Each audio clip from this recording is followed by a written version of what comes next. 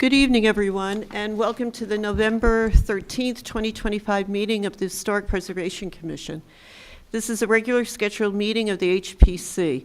Notice has been given in the Montclair Times, the Star Ledger, and the Herald News. A notice has also been posted in the hallway in City Hall. We are being broadcast on Channel 34, the Montclair Public Television channel, and we are also being live streamed on Montclair's own YouTube channel. Ms. Chasm, roll call, please. All right. Chair Bennet. Present. Vice Chair Graham. Here. Mr. Reimnitz. Here. Mr. Rooney. Here. Mr. Sweeney. Here. Mr. Giuliano. Here. Mr. Mixer. Here. Ms. Floyd. Here. Ms. Bauer. Here. And Mr. Tashler. Here. And then I'll let our planning intern introduce herself. Hi, my name is Bayless Thankey. I'm a planning intern. Thank you. Are you Welcome. here to, well, thank you and welcome. Are you here to observe tonight, or? Yes, observe. Okay, great. Next on board is the approval of the minutes of October 16th, 2025. And before I go into that, we have some people that were not here last, so they're excused, which would be, they have to recuse themselves. Mr. Graham, Mr. Mixer, and Ms. Floyd. So, the minutes of October 16th, 2025. I have a correction, page 5, line 154. Could you please remove uncommon and put incongruous for that? And then on page 4, line 115, I would suggest to remove that sentence, the last sentence of that paragraph, because it's confusing, and actually that lot is on the state. It has a state form associated with it, so it's on the demolition map in Montclair. So I think that's confusing. So I would just eliminate the whole sentence. Understood. Okay. Thank you. Does anyone else have any other corrections or? No? Okay. So the people that are able to vote on the minutes for approval, I move the minutes be approved as amended. Second. Second, all in favor? Aye. Oh, great. Okay, thank you. Resolutions. We have 2 resolutions. First one is application 2025-24, 629 Valley Road, SS Chang, Façade improvements. Has everyone had a chance to look at this? Yes. I have a comment. Would you like to comment? Sure. Under paragraph 8, number 4, final details for brickwork, patterning, and then I would add window configuration, comma, entry door, comma, and lighting shall be submitted to the commission for review prior to construction. Okay, thank you. Anyone else have any suggestions for this? No? And I believe that the same people that are able to vote on the minutes will vote on this now. I move to approve with corrections noted. Second? Aye. All in favor? Aye. Aye. Next up is application 2025-26, 510-516 Bloomfield Avenue, facade improvements. I just have a minor on number 7, the last paragraph, the signage design and configuration for the 3 and 4 tenant configurations. It should be were rather than was also. So just eliminate was also, put were. Any other corrections? All right, then I move that this resolution be approved as amended. Second. All in favor? Aye. Oh, great. I Okay. abstained from it because I recused myself during the discussion. Oh, okay. Thank you. Moving on to committee reports. October 20, on Minor Applications Committee, October 23rd, application 2025-28, 608 Bloomfield Avenue, a drip bar signage was approved with conditions. November 13th, Minor Applications Committee met.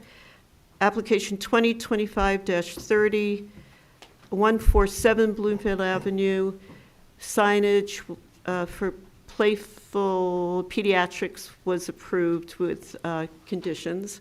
And also 2025-31, 416 Bloomfield Avenue,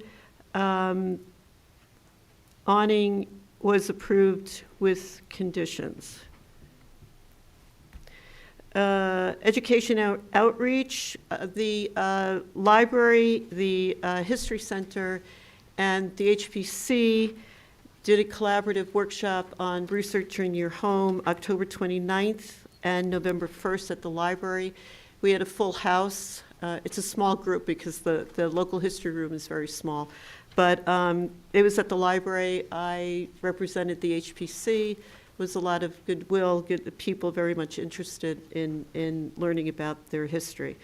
I was also contacted by the Friends of the Bond House, which I believe we met 2 years ago, and I introduced what they're interested in, and they now want to restart their whole involvement with trying to get that house, the Bond House, which is a significant local history, local designated landmark, back up and looking good, what it did about 25 years ago. Design review, committee has been meeting with the Bellevue Theater concerning the murals, and we're getting very close to, approving something. We're meeting again on November 17th, on Monday. Grants, I announced last month that Montclair was a recipient of a New Jersey Historic Trust grant for $48,000 to create a preservation plan for the police building / First Municipal Building at the corner of Bloomfield and Valley Road. And we did receive a letter from the state finally that it tells us that the legislature and governor must approve the appropriation before the grant funds can be dispersed. The process is typically completed at the beginning of the year. We will keep you informed of the legislative progress via email alerts. And at that time, they will schedule a mandatory grantor workshop, and will be notified by email. And Zanab is a big part in helping us get that grant, so I thank you again.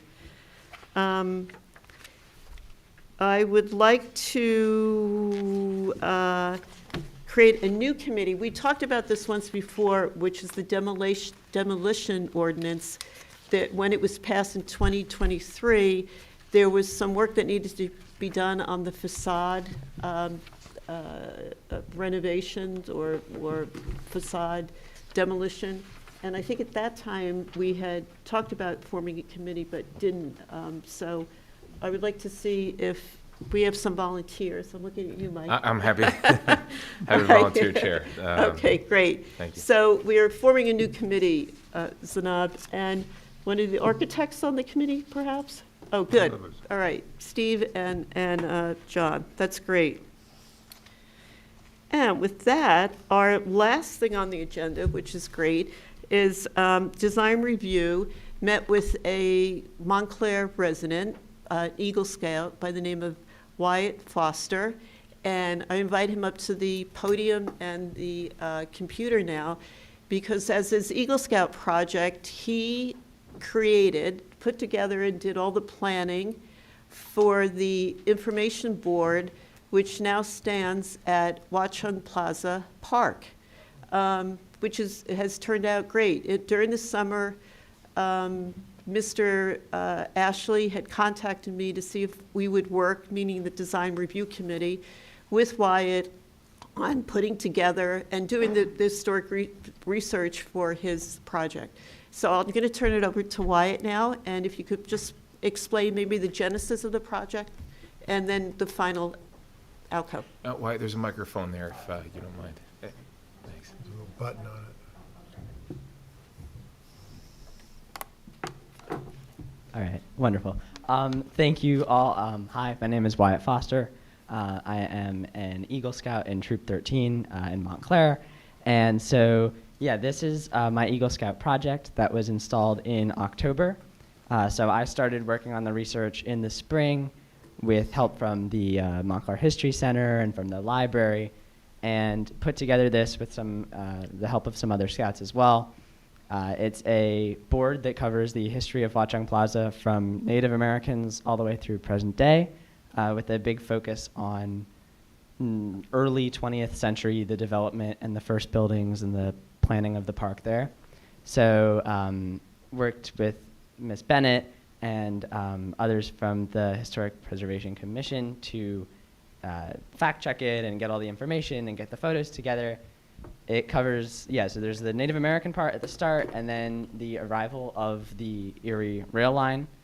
It goes through Clifford Wendehack, who designed the plaza, the Nolan plan that served as the inspiration, and then the bank and different parts of the development, as well as the memorials, and then the recent things that are happening, like the Judy Weston Garden. So that's the picture of the content, and then I also have some pictures here of it installed. But yeah, so that was the project, and that's kind of where that grew from. It was personal to me. I live near Watchung Plaza, and so there's always been pretty hard to find information about it, even online and on the internet. I mean, there's the 60-page report, but not a lot of people read the 60-page report, unfortunately. So I wanted to make it more accessible to people who are just walking through the plaza and don't know about the history of that space. But so thank you all for your support in the project. I know there was a lot of back and forth and trying to figure it out on a time pressure, so I really appreciate that. Thank you. I think you did a great job, and we really appreciate your effort. And you also investigated the stand that it's on, correct? Maybe you could speak a little bit about that. Yeah, so the stand is National Park Service approved low impact frame. So that was also one of the cool parts about it. It was professionally made in Pennsylvania by a company that does a lot of signage for the National Park Service. So then we assembled it, dug the holes, poured the concrete, and that's where it stands today. And could you just speak a minute about the placement? Yeah, so we did think about the placement quite a bit. The reason that we chose this spot in particular was that you can see out towards the bank. You can see sort of towards the left and see all of the Tudor Revival buildings. You can see sort of towards the right and see the park and the train tracks right that way. And we had like a few different spots in case there were utilities running, and so we checked that with the state, the one call and that. And then this was our first choice spot anyway, so that worked out. And yeah, that was the thought behind the placement. All right. Again, thank you for your efforts, and I encourage Yes, everybody to go and take Good a look job. at it. Thank you. Very much.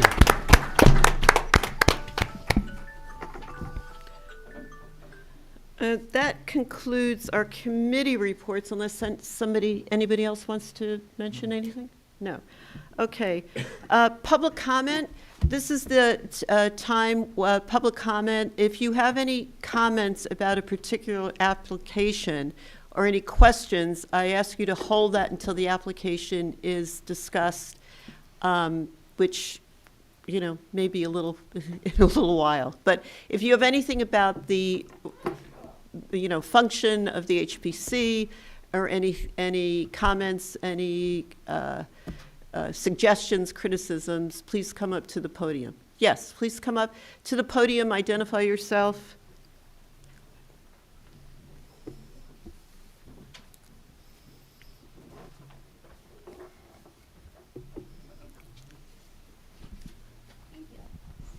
Hello, I'm Holly Felber. I own Barber Eclectic in Upper Montclair. We're located at 594 Valley Road. And I'm here on behalf of the Upper Montclair Business Association this time. And I just have some very general questions because it's been a long time since I've attended one of these meetings. One, I wonder, do all of you patronize businesses in Upper Montclair on a regular basis? Are you up there weekly? Have you, any of you sitting here, talked to any business owners who have been there consistently for years? I've been there every day for the past 20 and a half years. And I'm not the only business owner who spends that amount of time in Upper Montclair. And we are a wealth of information. And I just wondered if your commission ever talks to business owners. I will say that when I first became chairperson, twice I went and spoke to the Upper Montclair Business Association. And what year was that, please? Well, I don't know, 8 years, maybe 7 years ago, Right. 5 years ago. Right, we have a very different uptown Great, now, okay. post-COVID, Yes. than we did then. And I just would like to let you all know that we would love to talk to you, Great. okay? And we are here for you. The Business Association is very vibrant, and we're here to help, and we don't want to have any empty storefronts. Great. We're looking forward to new businesses. Okay, can you please, Zana,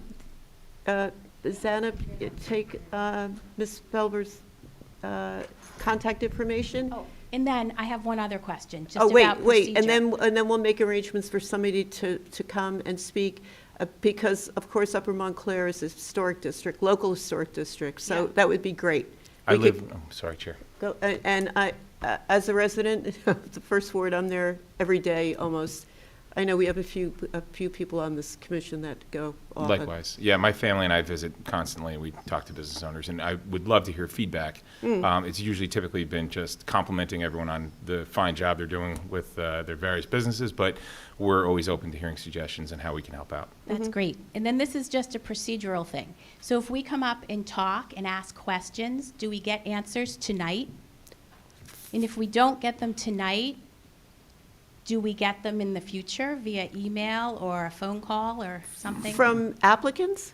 Or from the commission if a question comes up? Well, What this is- is a what time is- for public comment.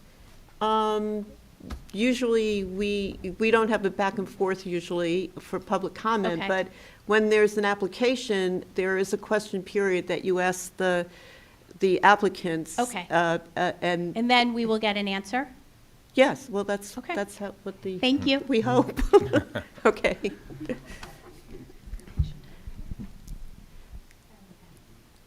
Would anyone else like to address the commission? No? Okay. Public comment is closed. We have no old business. Moving on to new business, we have a Board of Adjustment referral, application 2952, 629 Valley Road, Tiger Pacific Realty LLC.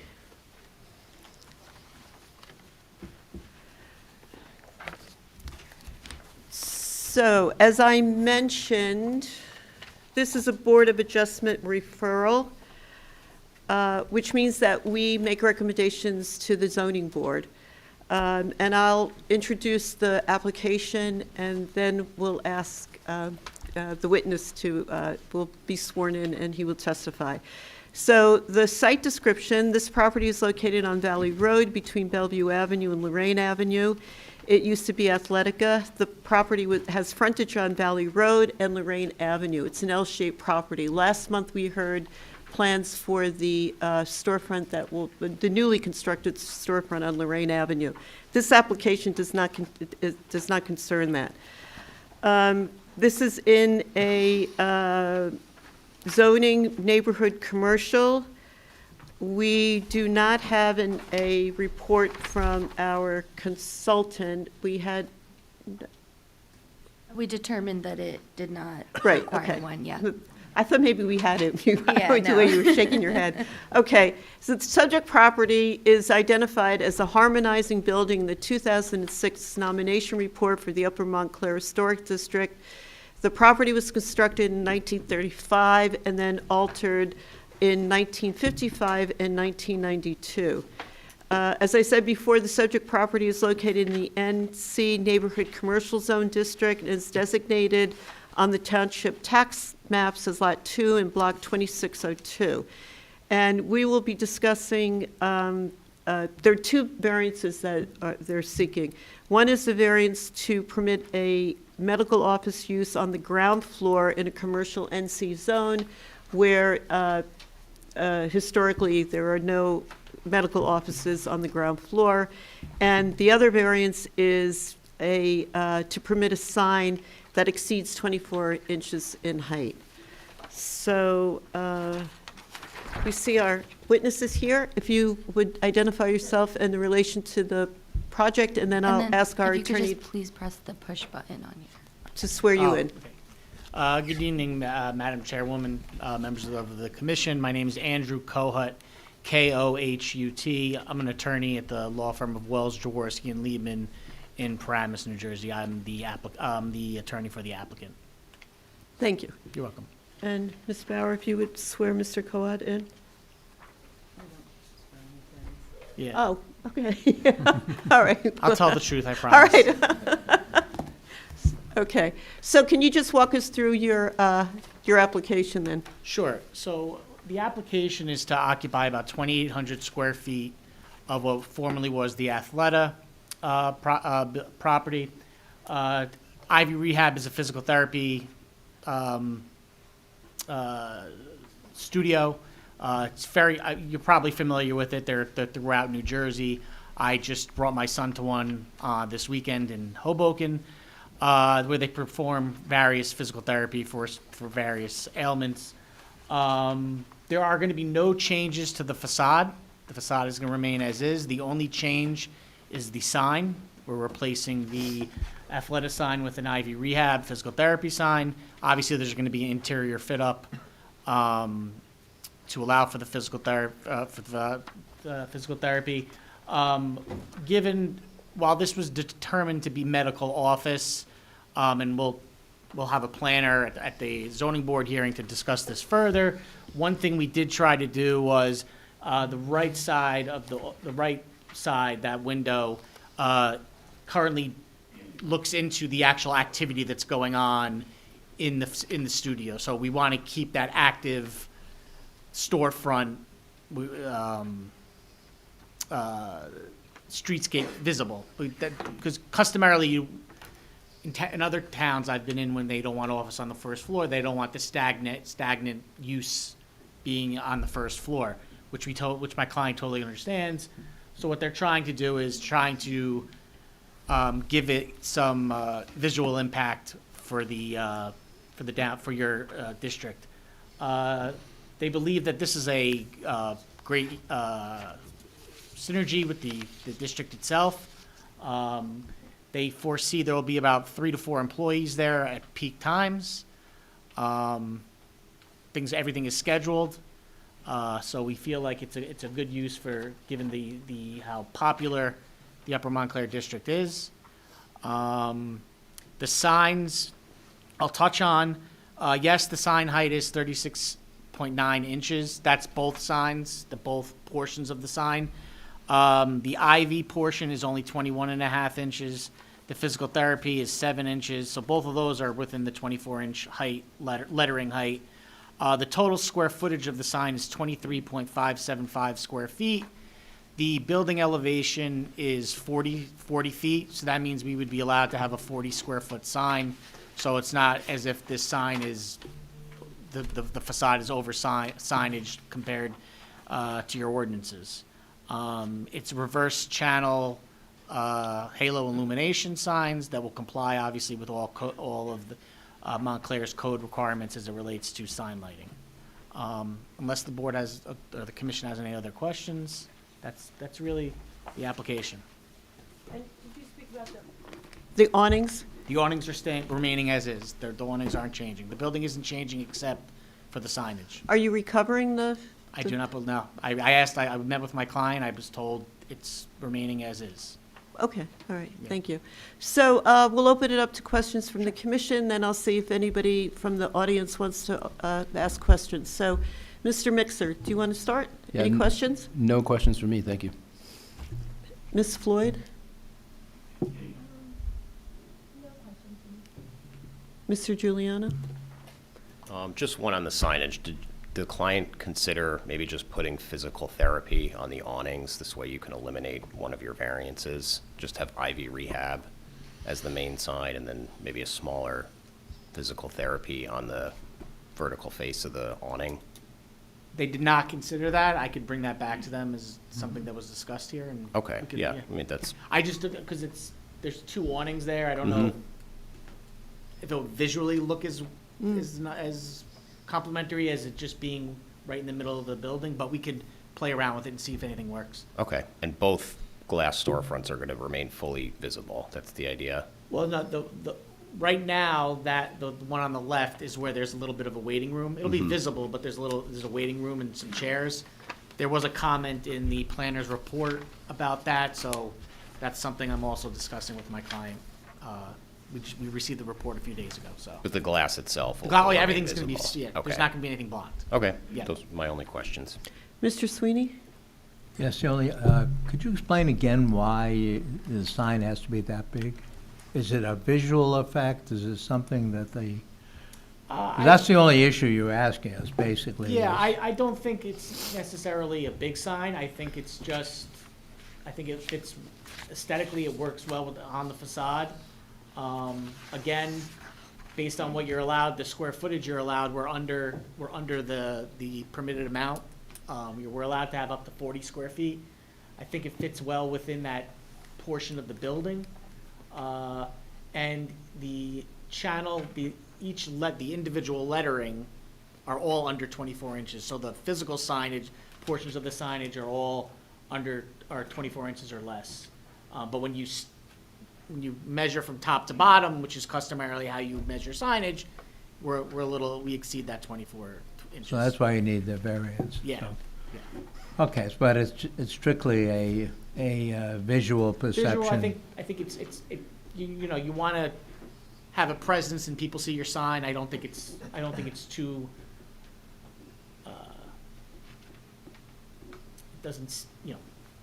it doesn't, it's not overbearing. In my opinion. Okay, second question related to that. Are there any other signs with letters that size in the immediate area? I'm gonna have to have my planner testify to that. I don't have that information at this point in time. Okay, those are my questions, thank you. Mr. Rooney? No questions. Mr. Remnitz? I guess I have a question for Zanab, perhaps. I don't know if you can answer it. But this is really two lines of lettering. There's no like back plate to it. So you still consider that one Right. sign? So when there's no sign band that defines the area of the sign, the letters are limited to 24 inches in height. So here, there wouldn't be a defined sign band, so the entire sign height has to be 24 inches or less. And the fact that they're next, I mean, the low, to sort of feed off Nicholas's question, the physical therapy could be on the awnings, and you wouldn't add that to the total sign height, though. So, Yeah, if they're on the awnings, then they're considered their own sign and they would comply. Okay, I don't have any other questions. And they wouldn't need a variance? They wouldn't need a variance, yes. I have the existing gooseneck lamp lighting is to remain, correct? I believe so, yes. Okay, that's my question. Mr. Sorry, Graham? how are you attaching it? It's pin mounted. It's pin mounted, is that what it is? How many penetrations is that, or is that not an issue? Are we Um, concerned about the number of penetrations in the, I don't believe it was Façade? specified in the plan. I'm not sure if you know how many pins would be required per letter. I could barely insert a light bulb at home. I don't know. We could get that. I could get that. We can get that answer and present it to the zoning board. Okay. To get that, so you get that. yeah, typically we just want to minimize how many penetration in the building as much as possible. And that old penetrations are Yeah. filled. And that they're all filled, yeah. Right, Not a problem. okay, thank you. Are there any other questions from the commission? Are there any questions from the audience? Yes, come on up.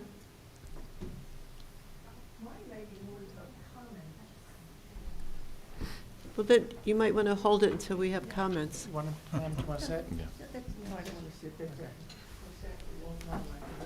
Ma'am, you may want to frame the comment as a question. This is the question period, and the comments will come at the end of the application. My So, question is yeah. that, I may be wrong, you're considering anything at all with regard to the opening of the glass, the windows in, or is that for the zoning board? There's Why don't, open glass there. Yeah. Is that any consideration that impacts the historic decision, or is that strictly for the zoning board? no, the It's glass, existing. it's It's existing. It's existing and it will stay. All right, then my comment, I'll hold it, or you want me to come back? My comment is, it's prescription physical therapy and waiting room. I'm not so certain that that's legal, that people should be seen in physical therapy from the street. That's my concern. From, There's a privacy right medically. It's a prescription function. That's not our venue. yeah, that's. Yeah, it's not all our right. purview. We're really That's not about our the visual purview, unfortunately. impact, and then the zoning Okay. or So I planning just- board would have to I'm on determine. the record as saying it, Yeah. for somebody's attention to Sure. that. I think it's a But you didn't serious- identify yourself. Oh, I'm sorry, Carol Ferris, Princeton Place in Upper Montclair. In the legal field, I know Mr. Tremblant for how many years? 50? Yeah. Okay. So I'm really sorry, because that just jumped up and concerned me about the Sure. privacy of the medical treatment, so. Okay, you well, know, I'm sure the applicant has considered that, or, I'm sure my clients consider that's, yeah. more than anything. But, you know, you should attend the zoning I really meeting, want to go out at because- night anymore. Okay, thank you. No, but that would be the right place to bring that All up, right, you but know. All right. to So me, just it's a information. concern medically. Right, okay. Okay, just identify yourself again, please. Hi, Holly Felber, Barbara Eclectic, on behalf of the Upper Montclair Business Association. And I'm Arlene. I own Novell and One Savvy Design on the corner next to the Façade. And I am part of the Upper Montclair Business Association, and I run the UMBA events. And Jerry knows who I am because I used to be on the bid board when I was downtown. Do you have a question then of the, Yes. of the So I have witness? a bunch of questions for you, sir. My first one is this the rendering? From my understanding, you're going to remove the, that facade back, the stucco, and put it back to the brick? Because that's what the first thing that was passed, was the change to the facade? Or you're not doing that? You're leaving I the... don't understand what you're referring to. The What facade first- is what first covered approval? in stucco. I know the landlord, I believe, came to this board. Okay. For some, did someone else come to this? Yeah, that was But for only speaking the, to the Bellevue Yeah. side, not to The this Lorraine side. Avenue side, Oh, not the not just Lorraine- the Lorraine This Avenue is the side. first time we're Sorry. looking at this. That's why. Okay, Yeah. okay, I'm sorry, No, I no problem. misunderstood. No problem. So is this the proper time to ask things like, is there a retail element? What are the number of parking spots needed? No? Our purview is really just the visual impact. Okay. Those Would be better questions are for for the the other Board of land use Adjustment. boards. So Board of Yeah, Adjustment? we don't have any authority over those decisions. We can make a Okay. recommendation, because they are requesting a variance, and we can make a recommendation as For to, permitted use? right, to change the use. Because Upper Montclair is a historic area. Right. As we all know. And I couldn't paint my walls white because I had to color it cement color. So now Keller Williams was not able to have a storefront because they were real estate and they had to be pushed back. So now we're allowing for a physical therapy to be in a historic area that needs a lot of parking and Well, that's- house an I'm injured gonna- person. I'm But that's Well, not- I yeah. don't want to be interrupted. Well, that's I'm going not to object right. to saying Not that there's for going to night. be a lot of, that we're going to need a lot of parking when there's been absolutely no testimony about parking. So, People go to physical therapy, they need parking. Where are they going to park? How is somebody who's injured going to walk over to the physical therapy place? This is an area that Yes, should be so, zoned for Right, so for I shopping think, and But is this restaurants. the correct meeting to discuss these things? It's no, not. that's, Okay. it's at the zoning board. But Okay. we- Okay. Yeah, but do you have any other questions as to what the facade will look No, like, it's which gonna is look like being that. presented here? Right, Okay, right, thank you. okay. Okay, that's all we had to ask. We just wanted to make sure we're in the right. All right, meeting. well, go to the zoning board. Is it, and when is it scheduled for? December 17th? December 17th? That's exciting. Okay. So now we will open it up for discussion from the commission. And we'll start with you again, if you don't mind, Mr. Mixer. And just remember, this is, we're commenting on the facade as it's presented with they're requesting 2 variances, which is the change, which is the sign, which is larger than normally requested. And whether or not, I think that we can make a comment on whether or not the use, it would change the character of the neighborhood, of the local historic district. So if you have 2. The use of the property? Yes, they're requesting 2 variances. One is the sign, the Right. size of the sign, Yeah. and then also the use of it. So there's been no testimony about parking. Our witness is correct. And the windows will remain open. There will be a waiting room on the left side with a desk and chairs, and then on the right side, it will be open to see what's happening in the, Yeah. My only discussion point, and I think it just goes back to simply the sign and the size. Something that Zanab said that struck me was the lettering can't be over 24 inches. Again, I know this isn't banded and it's connected, but essentially for our discussion could be, are we in a position to consider that the primary IV rehab is less than 24 inches, as well as the physical therapy piece is less than 24 inches, and it's sub the total, what could be ultimate square footage size for the size of the facade? I think so, yes. That we could say, and this is more of a discussion point for us, that this is an acceptable sign. I think it's certainly worth understanding what it looks like to buildings that are directly adjacent, right? Signage compared to the size. I have a feeling that actually this is probably larger than both of those on either side that I can't see from this picture. But I wanted to just understand from this group if really we're looking at, by it not being banded together, does it make a huge difference if it's separate and physical therapy goes somewhere else? Technically, you could put it side by side and make it really visually unappealing. But from a logo standpoint, my thought is that they probably have this same logo elsewhere. Is that probably correct? And that same exact sort of ratio from a size standpoint. So either it's a reduction in the entire size so that the logo stays in the same ratio, or we have a discussion on whether or not those two could stay together. But what about the composition, the way that it's presenting on the facade? Do you see two lines, they're not 2 signs, they're 2 lines of script, or are you with the more of the opinion that the whatever it says, the therapy should be on the awnings? I think that would change it, right? Obviously, from the perspective that if you put it on the awning, it's going to be a screen print or something done that way, right? My thought is, if I was the logo designer of that, I'd want those 2 things together instead of separate. But I think that's partially for our discussion here is what makes the most sense. Okay. Frankly, I do think it's large when you consider the size stacked together, but I think that's what we can discuss. Okay, so you're in agreement with the way it's presented? I think we should talk about whether or not those 2 lines should be stacked on top of each other. Okay. Chair, that kind of relates to the comment I wanted to make, if I can go out of order. Sure. Because I think, the design and the layout, I think, is fine. I don't have an issue with it.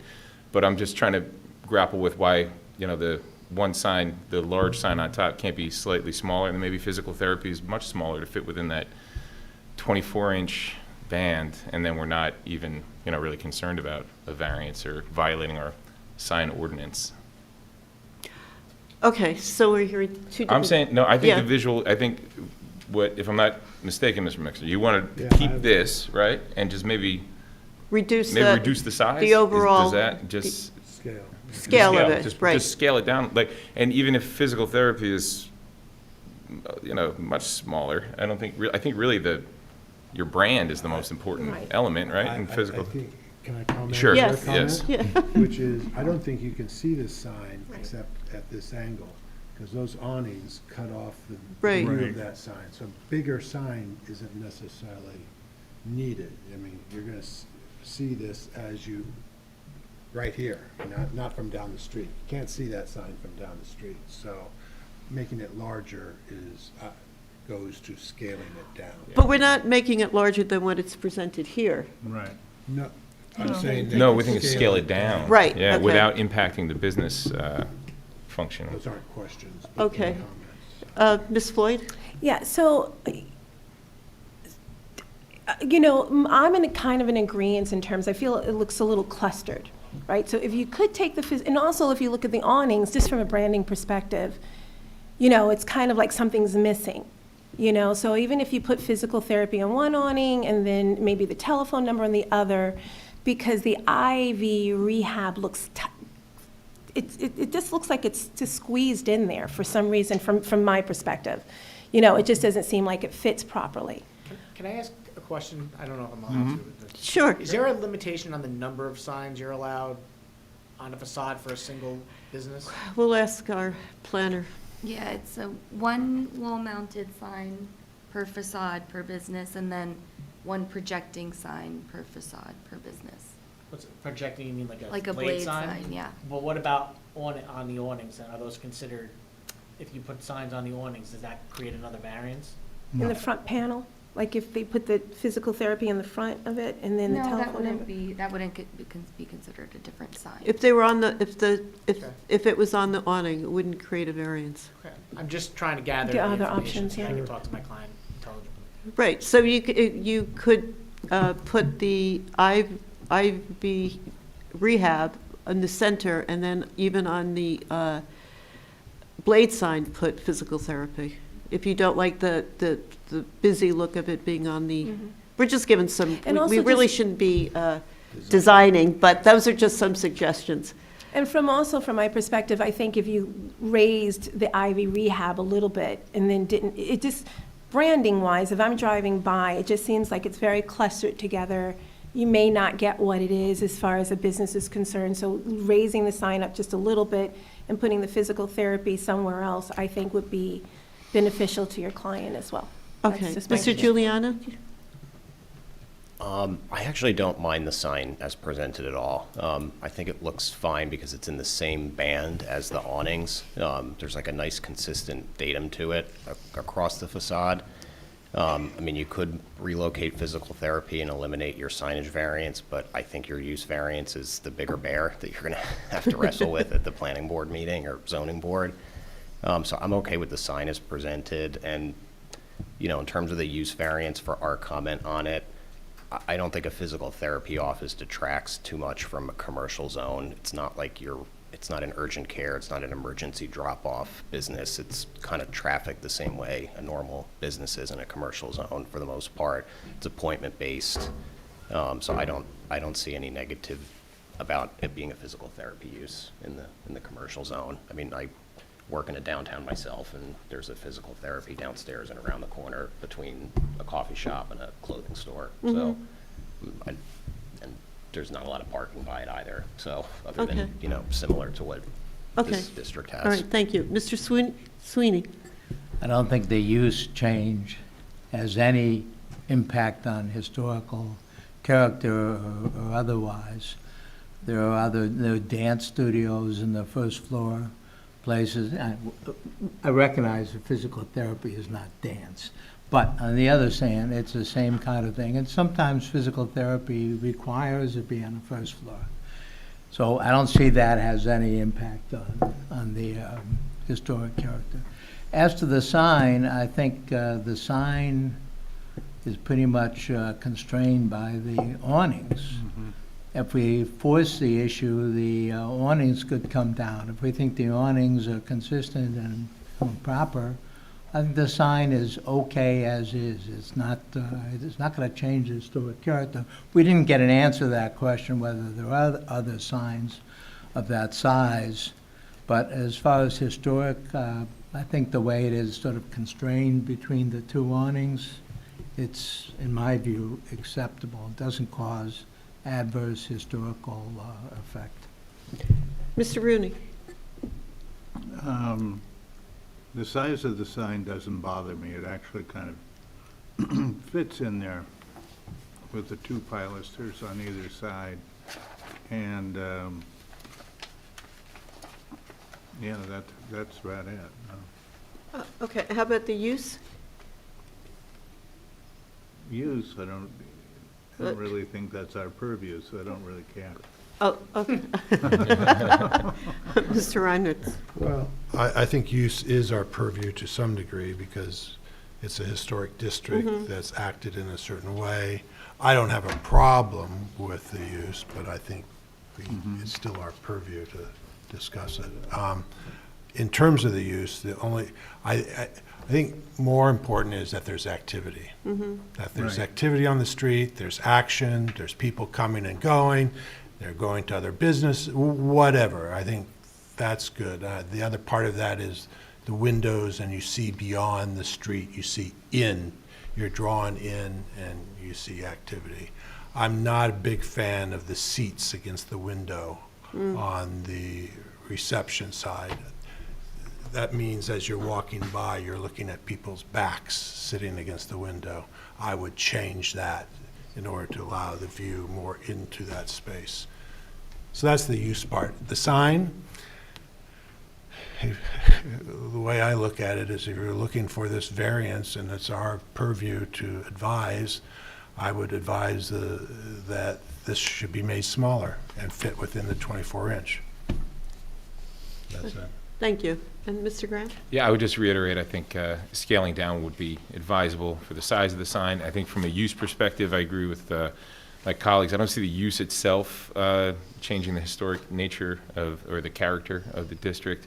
I think the bigger issues you're going to have are going to be the land use questions of parking and things like that. But for our purposes, I don't see the use as having an impact on the historic character of the district. And I tend to agree with that as well. I think it, you're keeping the windows open, and there is, I think, precedence has another place, exercise place on Bellevue Avenue, which has the same type of setup, and they have a desk on the left side. The way that they've I realize that that's a gym and this is physical therapy, so you might have people waiting, so those chairs might be in use. And to John's point, the backs will be to people, so changing the configuration of the seating, I think, would behoove you. But I also don't have a problem with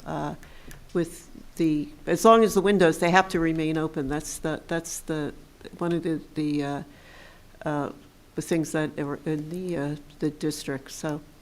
All right, so anyone else have any other comments then? Where do we stand, Zana? I did Wait, want to oh, wait, supplement just- that one comment. Is just, if in fact, for privacy reasons, you have to block off the entire windows, then No, I they think it can't. would be objectionable. Yeah. They can't. In fact, If something changes to that effect, I will come back to this. I will come back. I will come back to this commission and discuss whatever, change had to be made. But, Okay. okay. as a condition of your review, that if Any that changes made to the interior? to the testimony I've given, obviously I'll come back and discuss those with you. I have no problem with that. Okay, so what are recommendations? Based on my count, I heard that more commissioners were in favor of scaling down the sign, though there were some who agreed that it was okay as is. Regarding the use, the configuration of the seating should be changed so that they're not facing the window. Windows should remain open. I think that's it. And the lighting to remain the same. Yeah, the lighting will lighting will remain remain the same, and minimize the number of penetrations into the Yes. stucco. So those are our recommendations to the zoning board, okay? Great. All right. Will I receive like a report before the hearing? Yes, Just so yes, Okay, great. Zana will send one to you. I'd like to thank the board for their time. Thank very you. much. Thank you. Okay, next up is our demolition of application 2025-25, 580 Valley Road. Total demolition of a drive-through bank building.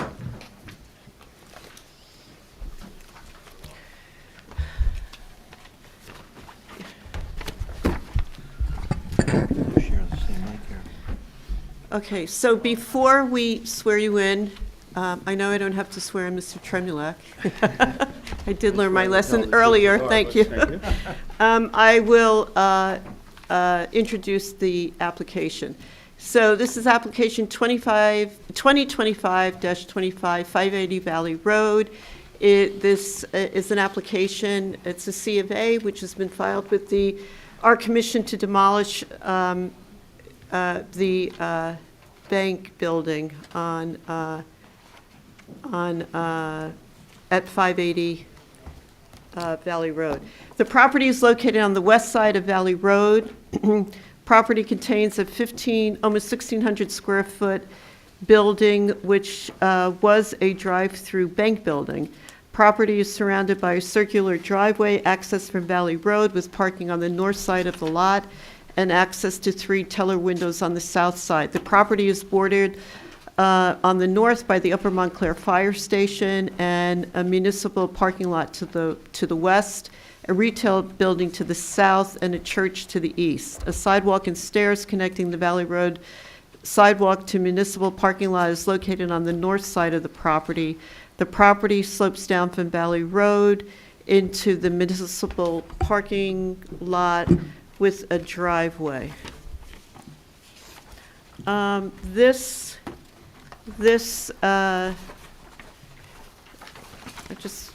just have to get my, this property is in the Upper Montclair Historic District, and the subject property was classified in the 2006 survey as an intrusion, primarily due to its post-1930s construction date. And of course, that was almost 30 years ago, so with the potential expanded district, recognizing 1945 to 1975 suburban development, the subject property could be considered significant under the National Register criteria. As I said, we are looking at this as total demolition, and I would like the commissioners to refer to the planning board memo on page 5, which lists the submission requirements for total demolition, and have those in front of you while the witnesses present their case. So, could you please raise your right hand, and our lawyer will swear you in, and just state your name and your relationship to the project. Sure. David Genova, Greenwood Development, BG Valley LLC. I'm a member of the entity and one of the owners of the property. Thank you. Apologies, Chair. I have to recuse myself. I have a business relationship with the applicant's father. Okay. Thank you. Apologies. Okay, so be noted that Mike Graham is recusing himself from our discussion. Sorry, they didn't recognize me. I'm not in half. And Mr. Tremulak does not have to be sworn in, but identify yourself, please. Sure. Good evening, Madam Chair, members of the board. Alan Tremulak, appearing on behalf of the applicant, BG Valley LLC. Mr. Genova, raise your right hand. Do you swear or affirm that the testimony you'll provide on the application tonight will be the truth, whole truth, and nothing but the truth? I do. Okay, thank you. So, Mr. Tremulak, do you want to walk us through the application? Sure. Just to briefly introduce the application, although you've already provided a concise synopsis of the property and what we're here for. I mean, we're here for applying for a total demolition permit to demolish the drive-through bank building located at 580 Valley Road. Property is in the historic district. However, it's a non-contributing property, it's non-harmonizing, and as you've already noted, Chair, it's characterized in the nomination report for the district as an intrusion into the historic district. I mean, the building was built in 1960. The period of significance in the, for the historic district is from 1980 to 1930. This building was built 30 years later. It's a very unique, narrow, kind of tiny building, not a lot of space, and most importantly, was built for a very limited specific purpose as a drive-through bank facility. That property can never be utilized for that use going forward for two reasons. Number one, when it was sold to my client, the deed, which is very typical from my experience in being involved with transactions involving large banks, the deed included a restriction preventing any future use of the property as a bank, financial services, or anything similar to that. Also, it's important to note that under current zoning regulations, drive-through operations or businesses of any kind are not only prohibited, or they're not permitted in this zoning district, but anywhere in the town. So, you know, my client bought the property and is seeking approval to demolish it. I'm not going to go through the criteria for demolition at this time. I will at the conclusion of the hearing, and I think when you hear the brief testimony, and also, you know, considering the reports you've received from your consultants, which I think are favorable to our application, you know, we, I think, overwhelmingly meet the criteria set forth in the ordinance to permit this property to, the building to be demolished and replaced with another structure in the future. Having said that, I would like to call, you know, to have Mr. Genova just provide some fairly brief background testimony for the board's consideration. So, David, you've already, why don't we mark the exhibit that you brought with you, and just tell the board what that is, and pass this yeah, around. and I think it's helpful to have that. Is this in addition to the packet we received? It is. I don't think we included it. This is an aerial view that was provided by one of our experts for the planning board application. We'll mark it A1. We have it in our packet, actually. No, we don't. You saw. I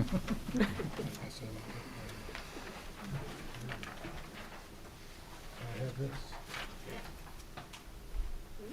Huh. I mean, it doesn't matter, same picture, but Do you want to start by just discussing the aerial photo? Sure. David? The building as you approach the building from nearly any of the public right-of-ways, it's kind of hard to understand it holistically. I found this image to be pretty informative when we threw up a drone to show what could and couldn't be done with this building. It is essentially a long hallway with 3 kiosks of seats for people to sit at what was not really a drive-through bank, but a drive-up banking location. So you drove up to each of these 3 kind of protrusions into the driveway. Each of those have a teller window, and you would drive up to it to conduct a financial transaction. In the front of the building, where you see a little bit more square footage, a little bit more squared off space, was an external ATM and I say external meaning it was facing Valley Road in a glass vestibule, and then there was a small walk-up counter inside that also had an internal ATM at one point prior to the bank closing. But the building itself is a building in name only. It's really a long hallway with 3 individual teller stations for drive-up banking activity. Okay. David, it might be helpful, just provide a little bit of background regarding your experience with regard to real estate development and construction. Sure. My company, Greenwood Development, has been in front of this board many times, been in front of the planning board and zoning board on a number of occasions. I've been involved in the adaptive reuse and new construction of approximately 30 projects in the township. We've, I think I've batted 1,000 at this board on the adaptive reuse side, and we've, I think, gracefully restored a number of historic buildings, not one in this particular district, but in the Walnut Street area, the Bloomfield Ave corridor, and the C1 zone, certainly. Greenwood's been around since 2013. Prior to that, I was with Willow Street Partners for 10 years. And we purchased this building, Greenwood Development and BG Valley purchased this building in April of this year. The banking operation had been, the drive-up banking operation had ceased in 2017 or 2018, pre-pandemic. The building did have a functioning ATM when we purchased it on the outside, but as part of the deed restriction, they removed it because it would conflict with the deed restriction, even though we said, why don't you leave it open while we go get our approvals. But the building has been vacant for somewhere between 7 and 8 years. Okay, you referred to the, your acquisition of the property earlier this year, I guess, right? April of this year. And acquired it from J.P. Morgan Chase Bank, correct? Correct. And you, is this a copy of the deed by which you acquired the property? It is. Which includes the deed restriction that you referred to? I would like to just introduce this as our second and last exhibit, I believe. Copies for everyone. Need to?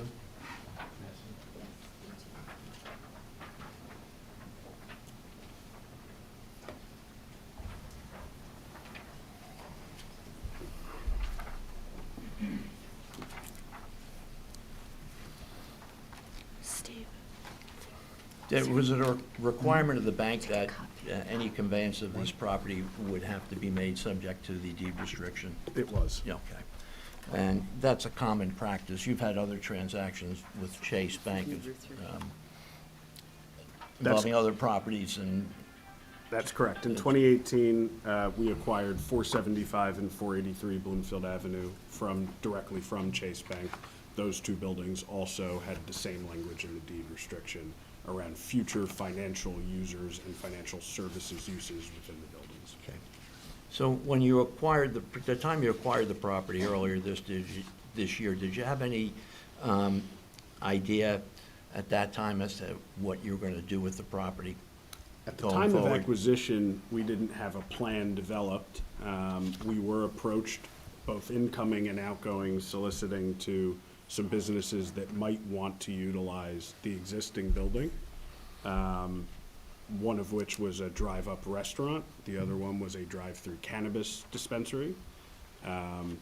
After reviewing the zoning and understanding what the prohibited uses were there, we approached those tenants and said, do you want to go along for this ride? I can't guarantee you success, but do you want to go along for this ride? And both tenants were uninterested in going through the zoning process to get approval for a non-conforming and prohibited use for use variance. Okay.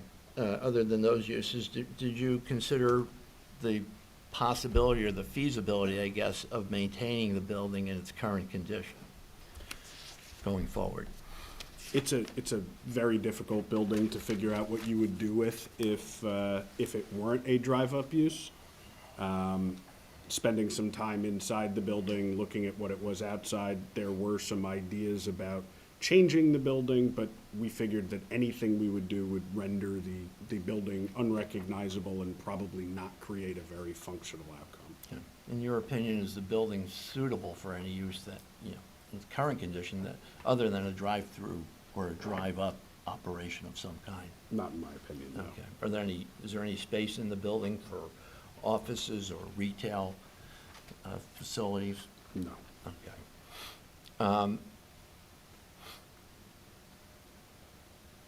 And from your testimony, I think it's already evident, you're familiar with the zoning regulations applicable in the NC zoning district, correct? I am. And you reviewed those and determined that, you know, there could not be any permitted drive-through operation at this location. That's correct. It's not just not a permitted use, it's a specifically prohibited use. Okay. All right.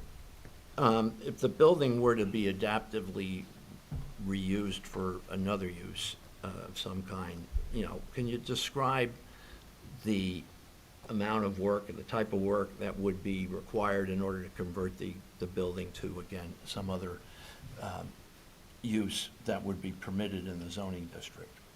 From a planning perspective, it would probably require the same amount of relief that we're seeking on this application, meaning we would need to come in front of this board for modifications to the facade. We would have to go in front of either the planning or zoning board for site plan approval, depending on what the eventual use was.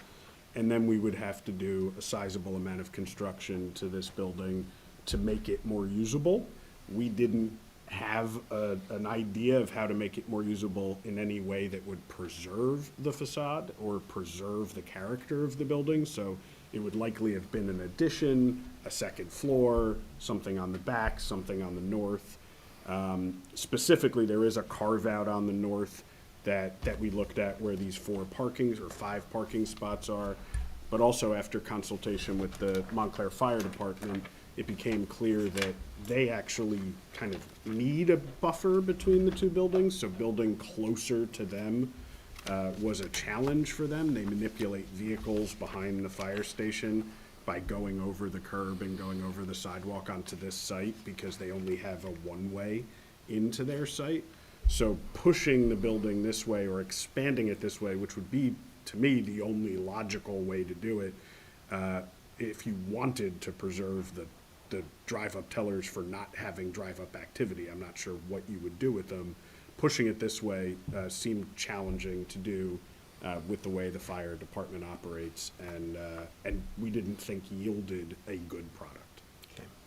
You've seen the report prepared by the commission's consultant, Mr. Smolin? I have. Okay. There's a comment on page 6 of the report, which reads as follows. In short, in an adaptive reuse scenario, the existing subject property would not be remotely recognizable as a 1960 bank branch. Would you agree with that I would. comment? That there's no way to keep this building looking the way it is, and at the same time adapt it or convert it to another use? I would Fair to agree with say? that. Okay. And you obviously have another use in mind for this property. We do. And there's an application for that proposed new use that's pending before the planning board. Is that correct? There is. Right. Okay. And that, assuming this application is approved, I think that would be the next item on your agenda to review and comment upon, what's proposed for a replacement building at this location. Mm-hmm. So, I don't have any further questions for Mr. Genova. Okay, so before we start questions from the commission, what Mr. Tremlett just said is that we're only concerned now with demolishing the building. We are not going to discuss what is to be built. If the demolition is approved, what will be built in its place. That follows this hearing here and our vote, okay? So why don't we start with questions, and I'll start with you, Mr. Reimitz. You're not the end user. You're the developer of this property? I'm the developer on this property. Developer. Correct. You're developing it for someone else Correct. as the end user. Okay. Not for someone else, but for a partner in the project. I'm sorry, is your The tenant owns the property with us. We are joint venture partners on the project. Got it, okay.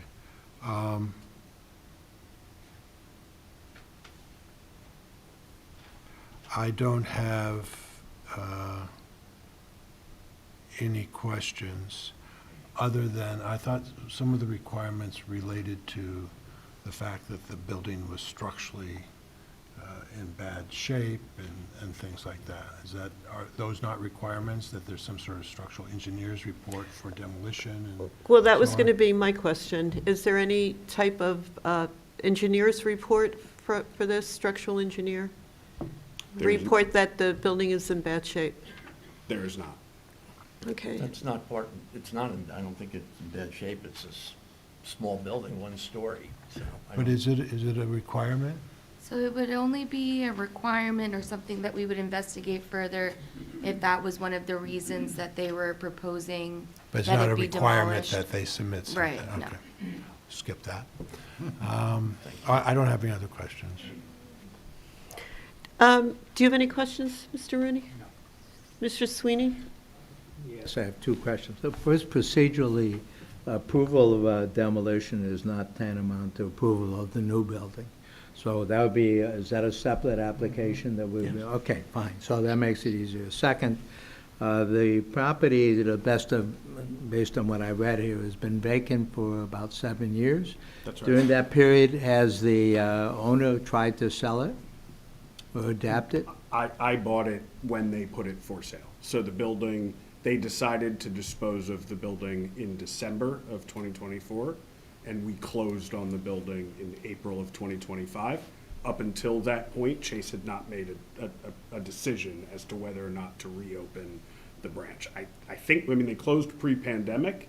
I imagine that the pandemic changed their thought process about what they were going to do, because in 2018, and I saw it closed, I reached out and asked if it was going to be for sale, and they said no at the time. So I think the pandemic changed their mind, and it just took them, as a large institution, a long time to come to the conclusion that it was time to sell. Okay, so it's not the 7 years can't be viewed as an indicia that it's not useful, but it cannot be used for what it's designed for, and the building, it can't be adapted without substantial change. Correct. Okay, so those are my questions, and thank you. Mr. Giuliano? I have no questions at this time. Ms. Floyd? I have no questions at this time. And Mr. Mixer? I do not have any questions, thank you. Okay, so before we go over our consultant's report, I would like to ask a question. On the submission requirements for total demolition C, it's, I think when we hear Mr. Smollin's report, we see how yes, it's outside of the, it's listed as a intrusion. It is outside of the dates of the historic district.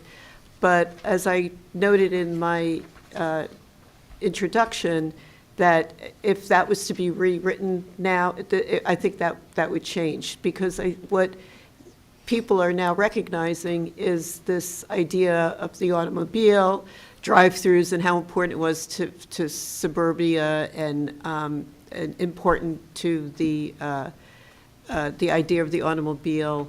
And I know that there was one of these down on Midland Avenue, I believe, or North Fullerton, that was demolished. I also, so what I would like to ask, number C, it is evidence of good faith offers of the historic building, site, or structure for sale at a price that does not exceed. So I was wondering, because we have looked at demolitions before, and the owners have put the building for sale, that they would have to move the building. Have you done anything to that? I think we're the recipient of that receipt. Like they put the building for sale. Chase put the building for sale. We only closed 5 months ago. No, but you're requesting demolition. So one of our, because I would argue that the building has significance, and I think you could see it in Mr. Smollin's report. Have you done anything to offer? You own the building now, correct? I do. Yeah, to offer this building for sale to somebody who'd want, a 1950s, mid-century modern drive-through to do whatever. I have not considered that, and I haven't offered it to anybody, mostly because I'm so aware of the zoning that I don't see any reason that they would have more success than we would adapting. No, I mean moving the building. Oh, not moving the building. That's what we've I don't having the know building, how you can not live in this having the building. building moved. No, you wouldn't live in the It could be moved building. to a different community, that's the point. We have not considered that. Okay, because that's on C, that's one of our, and I noticed didn't that understand the you question have properly, I'm waiver sorry. requested, so you understand that that's what, Well, For, you know, we requested a waiver of that requirement, Chair. And, you know, I mean, you've stated that, in your opinion, there's some significance to this building. I haven't seen that stated anywhere, including in your consultant's report, other than the possibility, well, it could be it could be significant if we changed the district or we provided for an expanded district, you know, to include 1945 to 1975. Well, that's not currently the case here. And you have a building that does nothing for the district. It's a use that's basically prohibited in the district. You know, I don't think there's an obligation. It might be in your submission requirements, but I don't think there's any requirement in your ordinance that we have to try to market this building to see if anybody wants to I'm asking, I mean, relocate it. yeah, C is one of our submission requirements for total demolition, so it'd be, you know, I should ask that question. And then the next question is on D, where it says written and pictorial record of the building sites or structures. So it says satisfied, but where is that? The pictorial, Is that what which exists? we submitted every facade elevation. I mean, I think we understood that to mean a visual representation of the current building from all facades, and we submitted that with our application to the planning board, so that would have been referred to you. And the reason I asked is because our consultant came up with the fact that it was designed by a quite significant local architect, Ramhurst. So I'm just wondering if, like, obviously you didn't unearth that information, so. We didn't. Okay, so I'm stating that this was a significant building designed by a significant local architect, done totally out of the style of what he is known for. So went from, you know, Tudor Revival, but Bradner's Pharmacy in Watchung Plaza, the whole Fieldcrest development. So, and then died like shortly thereafter. So I just wanted that to be on the record, because our consultant came up with that information as well. So, and I hope that everybody here on the commission has had a chance to read Stephen's report. So before we open it up, so thank you. Do you have any other testimony? We don't have any other testimony. Or Okay, so evidence before to we present. open up to questions from the audience, I'm going to ask Alexi, who is here in place of Mr. Swallen, just to go over the report to summarize so that everybody can hear the Certainly. report. Chair, just before he does that. Yes. The board has to make a decision on the waiver being requested, so you can do that when you get to voting. But since the waiver is requested, and the standard for a request for waiver is reasonableness. Okay, Can I so, ask you what supporting evidence do we need for a waiver? Meaning that they came with an opinion of a contractor or others competent to a developer, that it couldn't economically be moved without destruction of the building or all of the part. Does that satisfy the failure to make it an offer of availability for sale, or for free? It would, except that the standard, I mean, that's not really the right word, but I'll just use it. The standard would be different depending on the facts and circumstances of each individual application, because each individual application is different. So generally, when you ask what evidence, it's documents or testimony. That's the only evidence that's ever going to come before this board. And I think that Mr. Tremulak thinks that the testimony that's been provided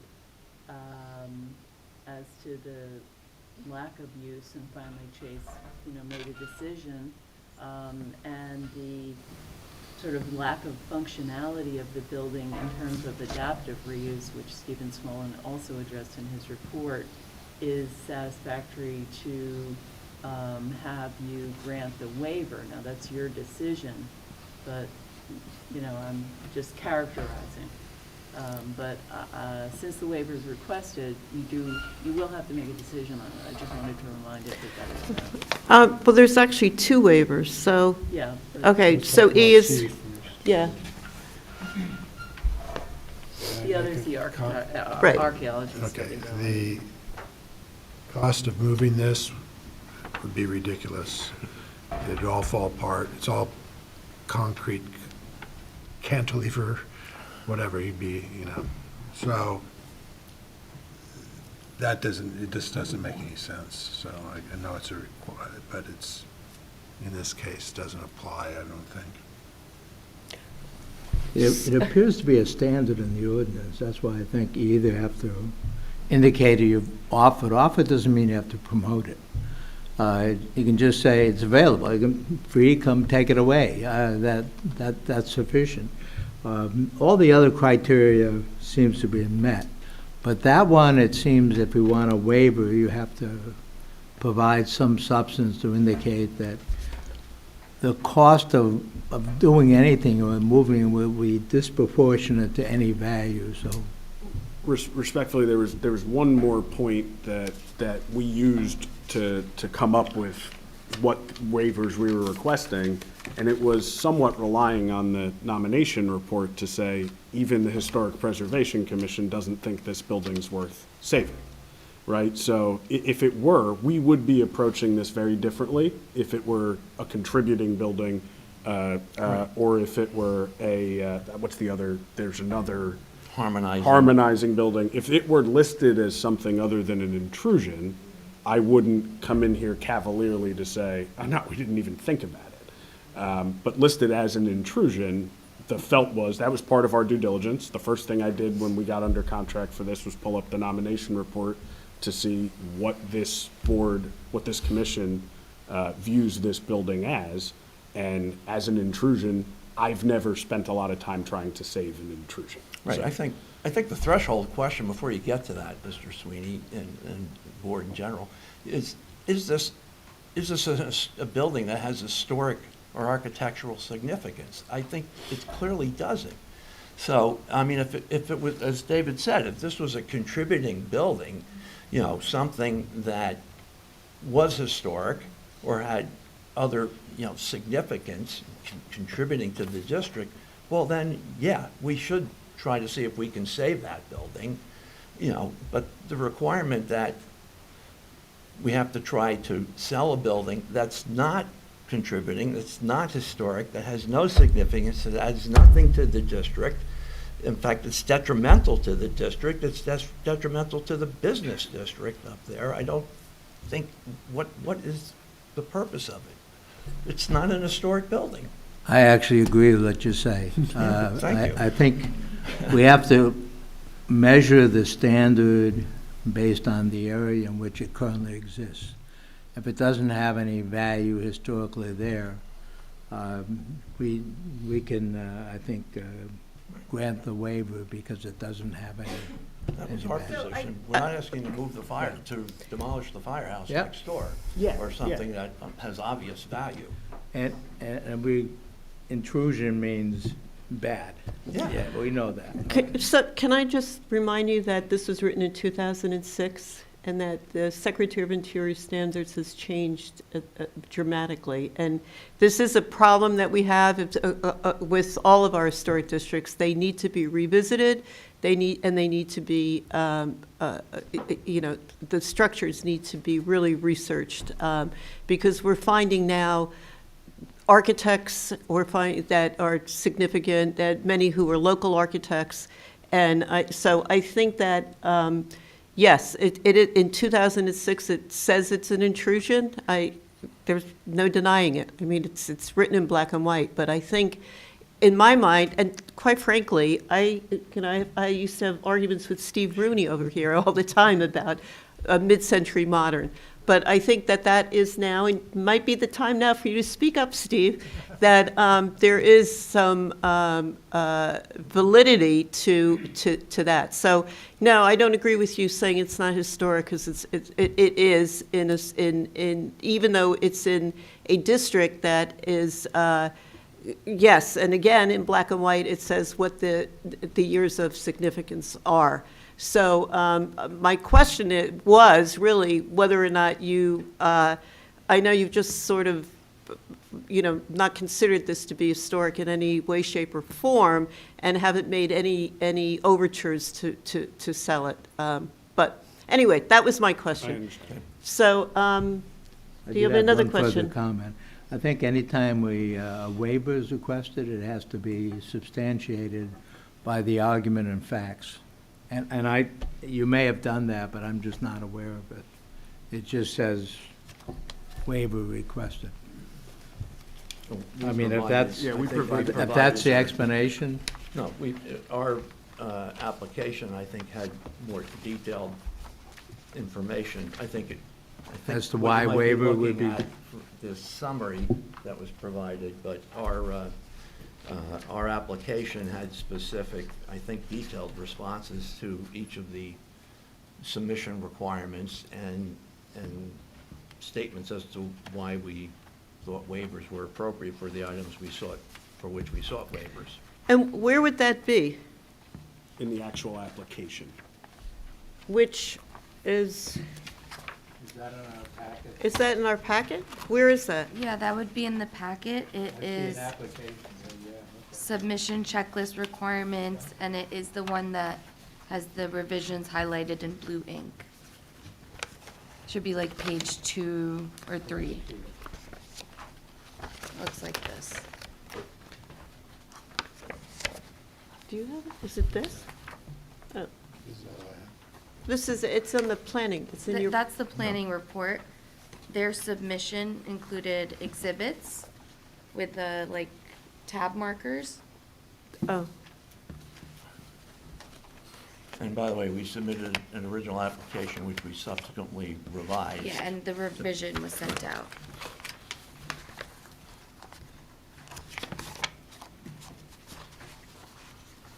I don't know. Do you find, did you find it, Mr. Sweeney? I found that, I haven't found the issue on why I don't have it. why the waiver would be granted.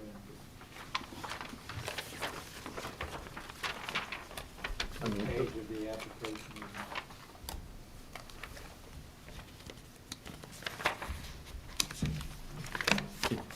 I'm looking at the revised application, and attached to that is the addendum with each of the submission requirements listed, and then with the response as to what we were providing in response to those requirements, or explanations as to why we were seeking waivers for the 2 or maybe 3 items we sought waivers for.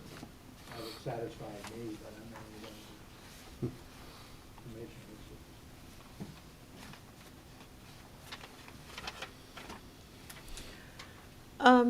Okay, I don't have that. I don't know if you have that, or you have that, Steve? You mean this portion of the application, is that what we're talking about? All right, well, before we Question is whether we're going to Right. grant this waiver. right, we need, any questions about we're on the waiver now. Well, you don't have to deal with it now, but if you want to deal with it now. Well, I think it would be better to listen to what our consultant had to say and his report, and then we have to have questions from the audience as well. So, if you would. So I think most of the report has been pretty well described and cited both by the applicant and by you, Chair. I will say this is a building designed by Arthur Edward Ramhurst. He was a Montclair-based architect. He worked extensively in Montclair and lived here for, I believe, at least 40 years of his life. And probably the most notable thing about this particular building was it was his last project that he saw to fruition before passing away. It's also one of his few mid-century modern buildings. I believe the issue at hand, of course, is the intrusion, and that's because mid-century modern for this district is a bit out of place. The district is mostly Tudor Revival, Queen Anne, neoclassical things from the 1880s to the 1930s, and then you have this very, I hate to say, single-purpose built building, which is mid-century style, built in the 60s. Having visited myself in person, the sad truth is that the building is actually in pretty fair condition. The brick is still in excellent condition. The mortar joints, the marble, which has been painted a little bit on the street, is still in fair condition. The paint's peeling and you can still see the marble behind it.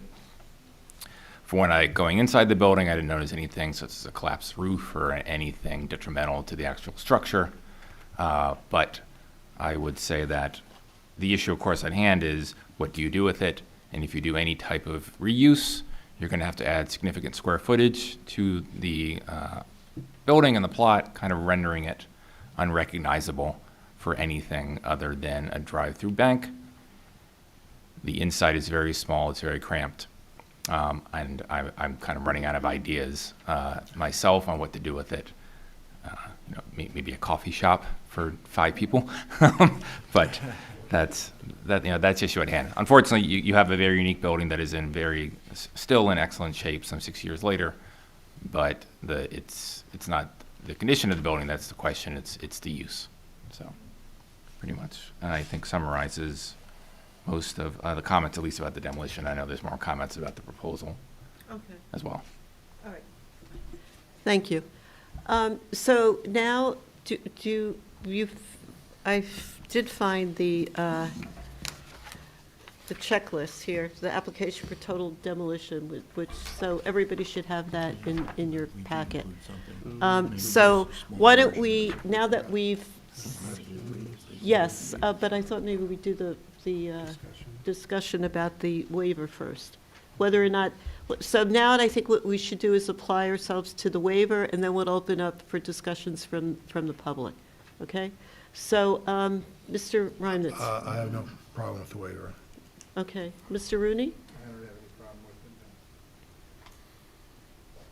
with it. And what, to Mr. Sweeney's point, the submission requirement is what is in the planning report, okay? In other words, there's no additional material. Right, I still would prefer a written statement submitted as an amendment, but I would be prepared to accept the waiver based on the oral statement now.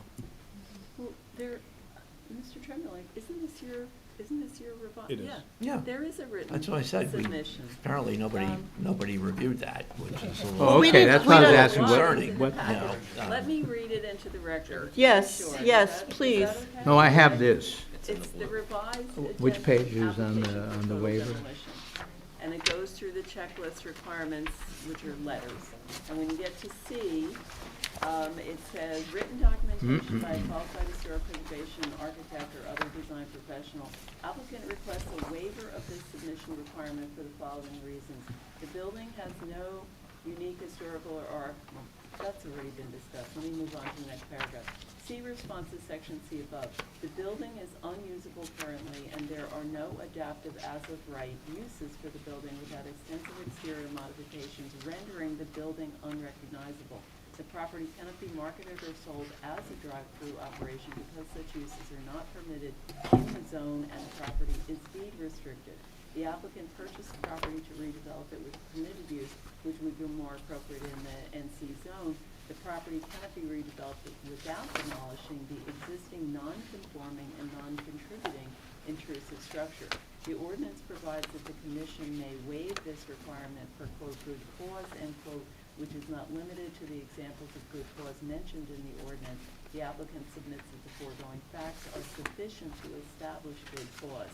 And under the municipal land use law, reasonableness, which is a lower standard than good cause, is generally considered the standard for a waiver.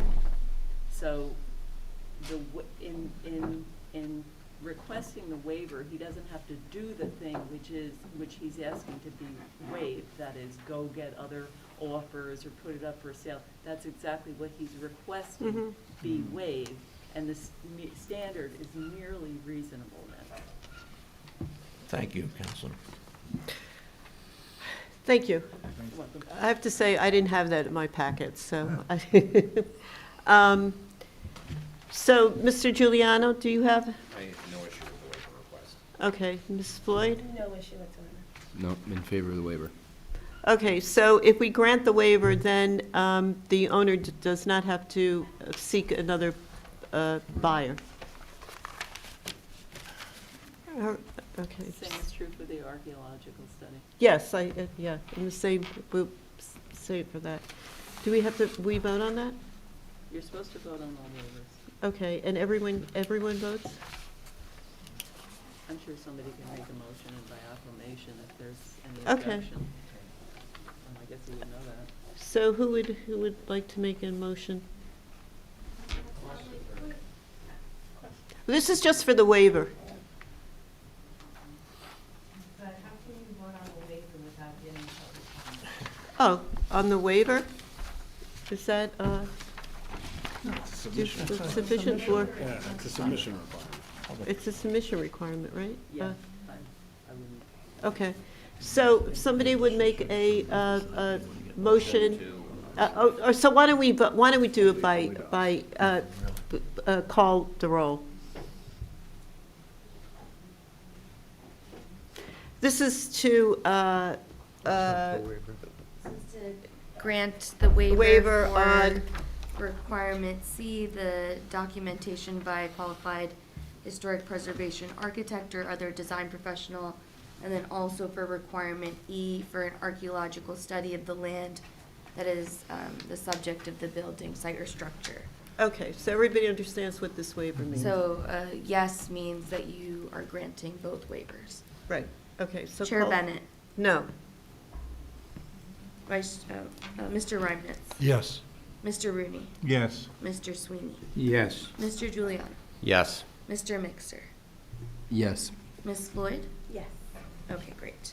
Okay. So that is 6 affirmative votes. Right, for C and E. Yes. Okay, great. So at this time now, we will have, invite the public to come up to ask questions of the witnesses. So come up and state your name and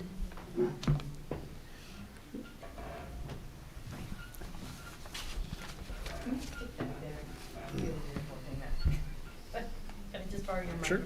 I don't know if I can answer She you. has a microphone right there. there's a microphone there. Oh, Hi, my name is MJ Weldon. Since 2002, I'm the owner and resident of 2 Chester Road. That's Arthur Ramhurst's first residence here in Montclair. And I've been researching all of his work in town. And I think that it's a mistake to demolish this building for the reasons that Madam Chairwoman has stated. And I don't understand how you can go forward with this, not recognizing its historical significance. We started with the Eagle Scouts project, which was on Watchung Plaza. Bradner Pharmacy is a national historical place. That was Arthur's first work. And the building that's being considered for demolishing is his last work. And he's made many contributions to the town in between. And I think this is a mistake because there is historical significance to this building. And that's a key piece that's being overlooked in this decision to demolish this building. I would like to see it slow down, recognize its historical significance in the town, work harder to look at opportunities to repurpose it, or at least to move it, give somebody else a chance to buy it. But demolishing it, I think, would be criminal, given what Arthur has contributed to this town. Thank you. Thank you. Just a point of order, Madam Chair. Was this just supposed to be for questions now, or are we taking questions and comments? Oh, sorry. It's- Yeah, no, it's questions and comments. Okay. All right, thank you. Are they done with their? How can you Wait. make a decision to give variances and potentially demolish this building when there has been discussion that? But we haven't done, discussed it yet. we haven't, No, but there was We're talking about waivers. the waiver, sorry. That's, Just the waiver we're talking about. that's, Is it just paperwork, or is there a decision with that vote? there's For a no waiver. decision on the overall application. there's no to decision on demolish. demolishing it yet. This So- is, do you but have any what- question, do you what- have any what did questions for the? waiver- What did the waiver that was just voted on, what is Paperwork. the There's- consequence of that? They don't have to provide that information. Just to make sure it was appropriately. It's paperwork. Yes. Yes. It's paperwork. Yeah. Okay, That's okay. I'm way out of my depth here, I don't know, that's why I But want do you to have any know, questions for understand. the witness now? I guess I would just, no, it's not in the form of a question, so if I come up later and Oh, you make could come comments, back. then I'll do Okay, it. are there any questions for the witness that, from the audience?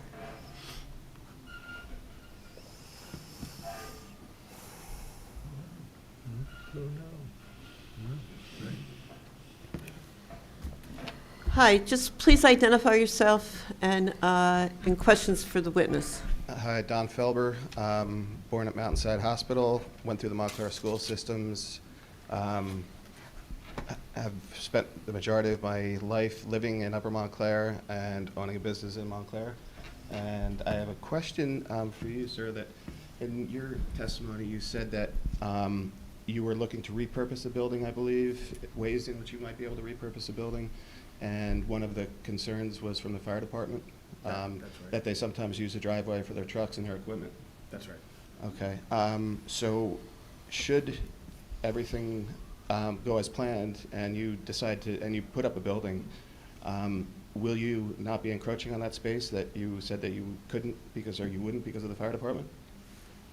I don't know how to affirmatively answer that because I missed the last part of how you asked the question, but the short answer is I socialized the plans for a future building with the fire department, met with Deputy Chief Liza, and went through what their real needs are in terms of either access over the site or clearance from the site to theirs, and incorporated those into our future plans for the new building, which we're not proposing under this application. Understood that. But yes. So I just wanted to make sure because it seemed that you said that you couldn't expand the site of the drive-through because of the fire department's needs. That's right. We're not proposing to bring the building closer, a new building closer to the fire station. Okay, so you wouldn't necessarily have to do that if you were to try to repurpose the drive-through.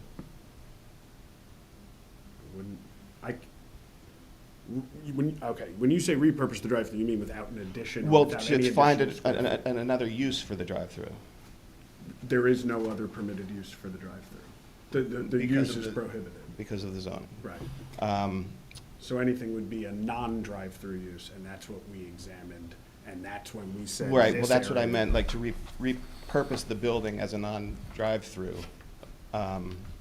You would not be extending further beyond the existing footprint of the building now, in your new building. In the new building, that's right. It doesn't go, this drive aisle. is- So is- essentially, bringing in the fire department was really not that important to the argument, I guess. No, it was crucial. to the Right, argument. but if you're gonna build at the same footprint of the drive-through with your new building, you're still gonna be left No, with the same. I mean, the new building goes here. It's this way.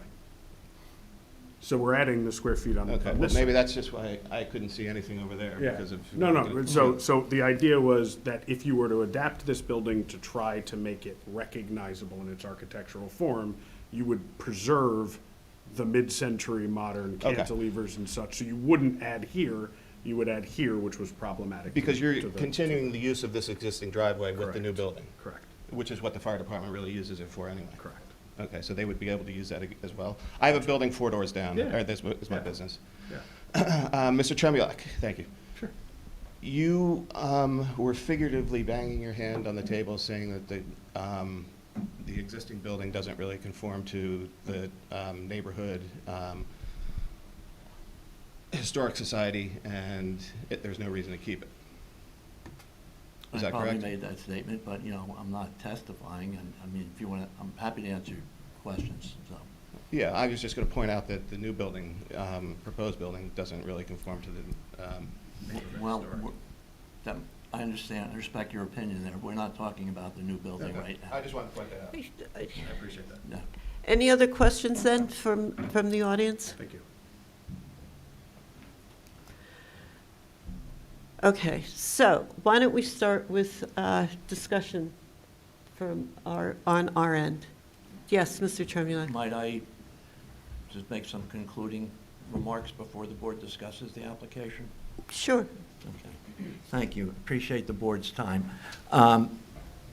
So, first of all, I would refer, as I said in my opening comments, we received what I believe to be very favorable reports from your historic consultant, as well as from the assistant town planner, Zanab. And Zanab's report concludes with two very relevant statements, which really summarize the applicant's position very clearly. She has two comments on page 8 of her report. One, the drive-through bank building is categorized as an intrusion in the Upper Montclair Historic District. Demolition of the structure would remove a non-contributing, incompatible structure from the district and would not adversely impact its historic character or integrity. Her second comment, paragraph 2, drive-through uses are no longer permitted in the township, and adaptive reuse of the existing structure would be limited by both its original automobile-oriented design and its configuration, which does not readily lend itself to conversion to a pedestrian-oriented layout. We couldn't agree more. This is from your planner, your consultant, the secretary to the board.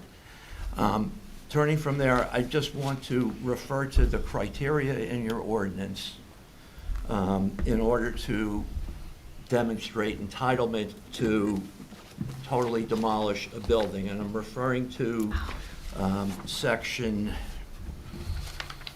it's the ordinance 347-142.1, subsection C, subsection E of that section, which has the criteria for total demolition.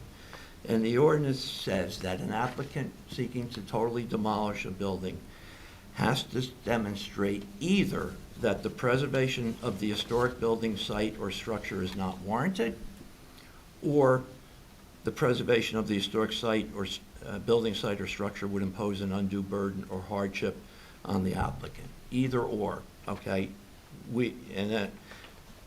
I'm going to focus on, I think we satisfy both of those, but I'm just going to focus on subsection 1, which talks about the preservation of the building not being warranted. And then your ordinance lists 7 factors for the board's consideration to determine whether this, there's the building, deserves to be preserved. Okay, and I'm going to first of those 7 criteria. The building's historical, architectural, cultural, and aesthetic significance.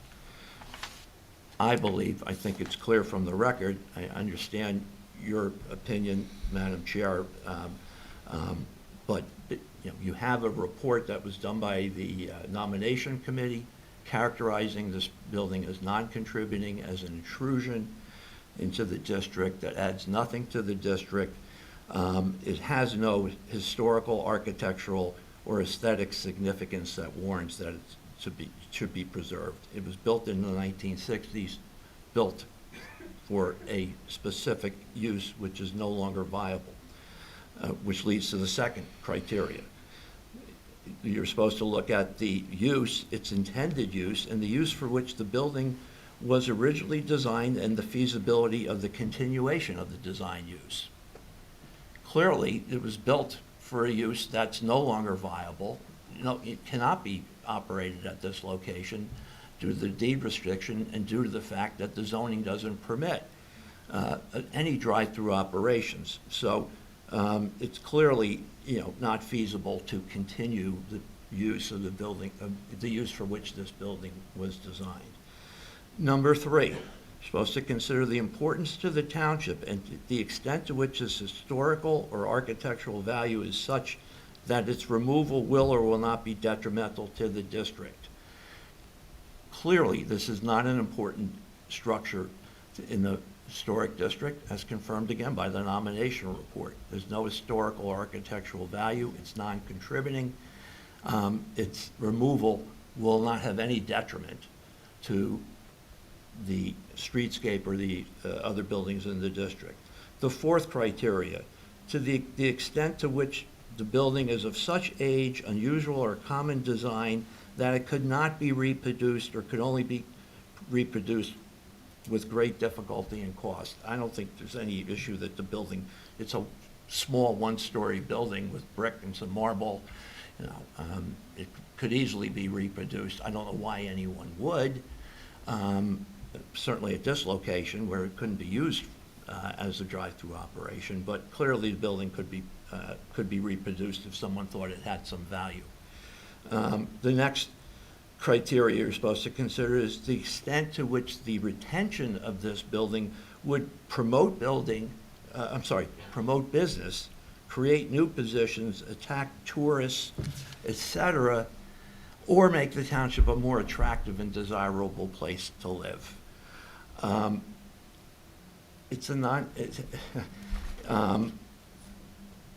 Retaining the building would actually have the opposite result. It would not promote business.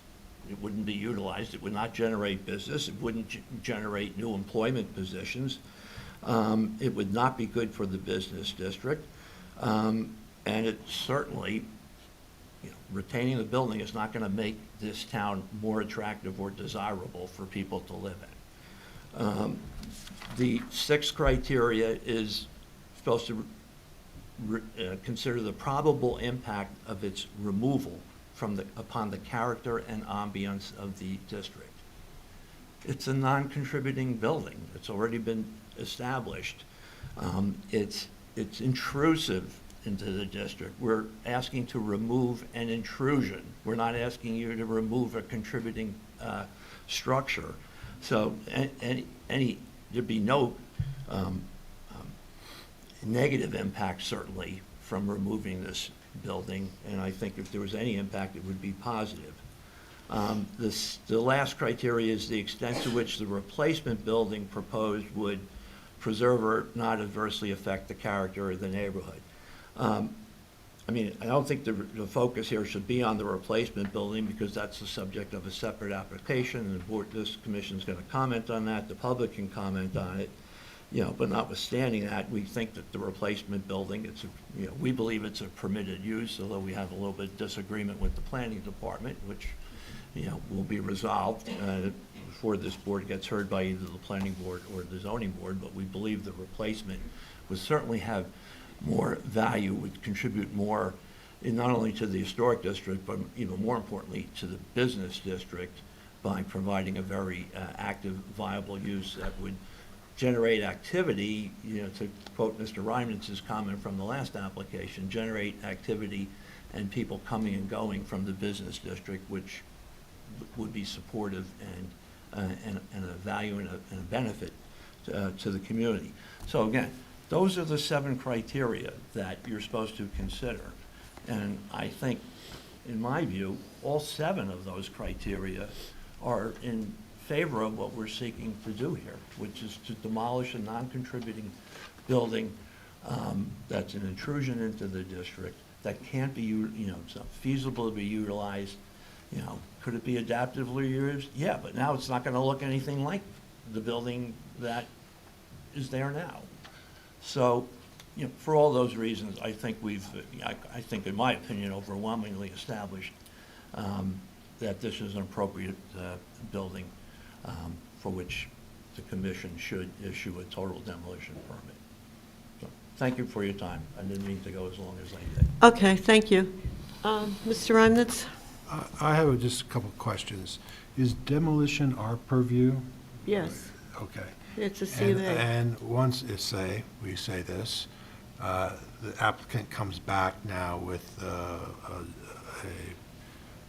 proposal that needs approval from the zoning board and so on, we are then only advisory at Right. that point in time.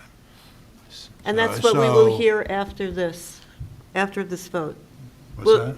That's what we will be making recommendations on the proposed building if this is. But they don't necessarily need to follow our recommendations when they come back.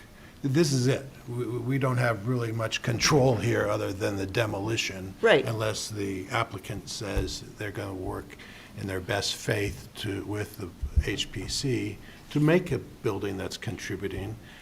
And I'll just comment on, because it was given to us, what was being proposed, that's not contributing. That's, I would But find we're- intrusive. we're- I we're- say it was given to us, though, so I'm responding to it. But John, we just have to talk about the demolition now. I'm setting it out, where Okay. this is going and where we have control and don't have, I got that. And that's the problem. Demolition, then we lose Right. control. Yeah, but I So- think you can't mix the two together, Mr. Reimnitz, and say, you might not like you might not like the fact that you have control if you deny this. Yeah, I'm not saying And one I way or the other. I'm just think you have. laying the land out so everyone It's understands. two separate what- issues. Yeah. And I,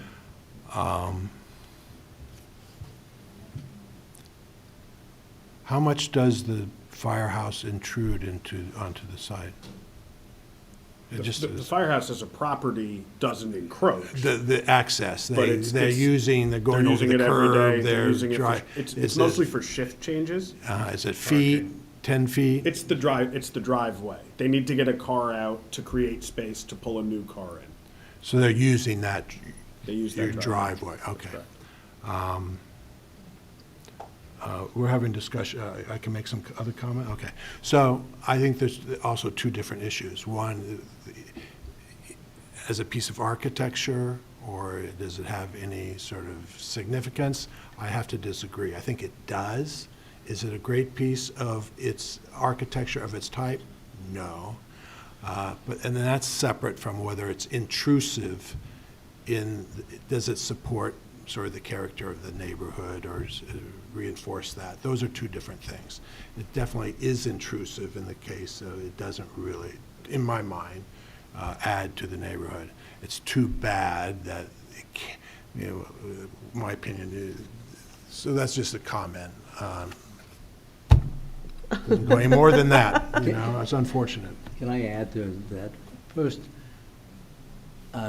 will our consultant say that it's still intrusive, the current building, and that it detracts from the historic character, currently detracts from the historic character of the area? That's a current day. This was intrusion measured in 2006. Now I'm saying 2025. Well, nothing about the building has changed since 2006, other than perhaps they painted the marble and the building has been closed.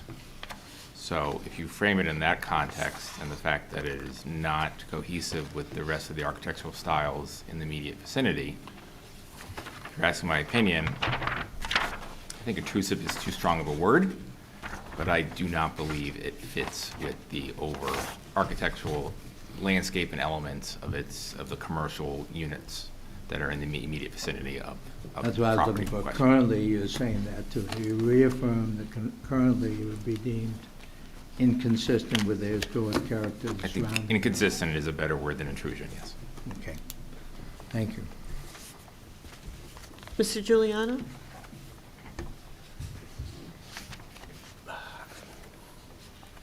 I mean, if we're just looking at the demolition on its own, without the proposed building that we'll discuss next, I mean, it's an interesting building in Montclair's history. It's not a great example of what the architect that designed it is known for and contributed to Montclair. I think the big point with this building is how limited of use it is and how specific of the use it is.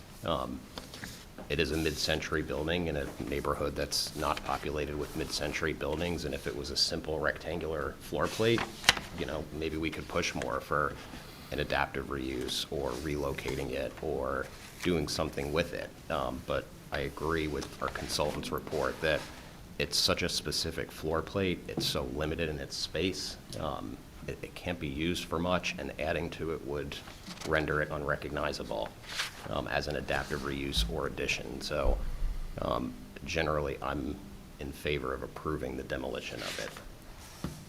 I didn't finish all my comments. I just asked a question before, but I will say, I agree.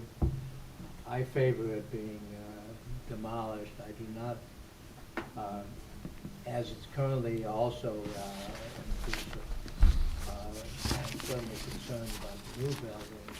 If you eliminate an intrusion and add an intrusion, you really have Okay. a net beneficial effect on the historic character. But I think all of the criteria was satisfied. I was only concerned mostly in the documentation and confirming some of these. But I think you made a compelling case that it's not worth saving, at least here, in the area it is for the use it has in Montclair, and it would be an undue burden to force you to keep it inside of it. However, we're all a little uncomfortable that no effort is made to say, what, can't someone, if someone really values the historic character of the building, would they just take it away for free, you know, or some other way? In other words, we're still trying to preserve the building, but we recognize that demolition is warranted. Well, you just voted on the, that it doesn't have to be put up for sale. Doesn't have to be what? Put up for sale and moved. Yeah, You it just can be voted given on that. away, it can be donated, people can take it, you know, if someone really values the historic character of the building, and they want to take it away and bear the cost of it, fine, let them do it. Okay. We certainly wouldn't They could object to auction it off. anybody Huh? taking Okay. this building. Demolish Right? it. We have no objection. to You don't taking- want the building. I don't want the building, so we don't have any objection. So that's what I'm saying, if you did something, at least that gives us some sense that, you know, we recognize that concern, the people said the building itself can't be used for what it can't be adapted, it has no economic value, it's a burden right now, and it's an unfair burden to the current owner who's gonna develop it. Okay, thank you, Jerry. Mr. Giuliano, have you, any other comments? I have no other comments. Ms. You Floyd. can auction it off when you demolish it, if you get approved tonight, and any takers All right. can come. So Ms. Floyd, and then John has another comment before we get to Mr. Mixer. It's important for us to recognize the architectural historical aspects of the building. But for me, this building has always been a safety concern. You know, with the fire department being there and the driveway going through, people going on and off of it, and the layout of it is just, you know, there's not much you can do with it. You know, so I would definitely have to be in support of the demolition. Unfortunately, the building is in pretty good shape. Maybe you could just post it in between. If anybody wants to take it, it'll save you on your demolition costs. But yeah, that's my thing. What? Okay, Mr. Mixer. In general, most of what Mr. Giuliano said is what I would want to reiterate, but I think there's an important piece that we can recognize. And again, everyone's opinion on the historic value or the value to yourself by way of the architect. He lived in town. He produced a fair amount of architectural pieces that still exist. This being the last one certainly has some level of significance to him and his family and anyone who's, you know, following this particular story. But what we're considering here today is, you know, objectively reviewing, you know, whether or not the total demolition is warranted by the case presented in front of us. And though I tend to think that mid-century modern may be something that has some historic value, I think and agree with the fact that it's really subjectively not useful as a property. And if it does get, you know, if it gets if there is adaptive reuse or some way of changing it, it's going to be so significantly different that it wouldn't retain its mid-century modern allure that it has today. That being said, if you've ever visited this property after sundown, it has no historical significance whatsoever. It is, frankly, it's dangerous. And I think I'm saying it in a way of saying, to your point, that it's a bit of a safety concern. It's completely vacant. It hasn't had any sort of like activity. Cars are, if they're obviously not parked there for business purposes. The lights, in the parking lot and everything else around that area, subjectively I don't think that this retains its historic value in a way that we have to like preserve this particular building. But I did want to just point out, because the question came up and the comments have been made, I totally agree and understand that there is a view that this building has significance. And it's not saying that it doesn't. I'm saying that we have to look at these, and not every decision is easy as, this is completely black and white. We have to weigh those particular facts and look at what we can ultimately control here at this particular position. So that's all I wanted to say. Thank you. Mr. Reimers, did you have another comment? I just had one more comment. One of the things that the applicant said they satisfied was a complete photographic record of all exterior elevations, interior spaces, and details. Got the elevations, but none of the interior details or there's some details, and I don't know where this photographic record goes, but goes into some historic archives, nevertheless, of what was there. So I would say that part of any A condition, if it... condition that we get a better, more extensive photographic record of what's there. Are there existing floor plans of the building? There are not. None were turned over to us from Chase. So my comment would be that the reason we've already voted on the waiver, and it was approved, but I do think that there is some benefit in having the building moved. And I think the significance, again, we spoke about the automobile, the drive-in, and also the architect. So I'm disappointed that that waiver really was, requested and approved. But having said that, we are the Historic Preservation Commission. We should be looking at other things other than, we should expand our knowledge a little bit more to appreciate other styles of architecture. I mean, granted, this was in 2006 an intrusion. I would argue that if this was, I've already said this, but if this was rewritten, that it would be, I think, a fairly important building. It's too bad it's not on the edge of the historic district, and I think that would be an argument. The location is, it doesn't have the street view of what, and the appreciation of looking at that with the, but then again, they built it in 1960 next to an 1890 firehouse. So, I think that's one of the beauties. I mean, we are in Montclair. Isn't diversity the word that, everybody sprouts all the time? So I think to consider this non-important, I think is a mistake. And I do regret that. That's my opinion. Did we get everybody's opinion from the audience, comments from the audience? Any other?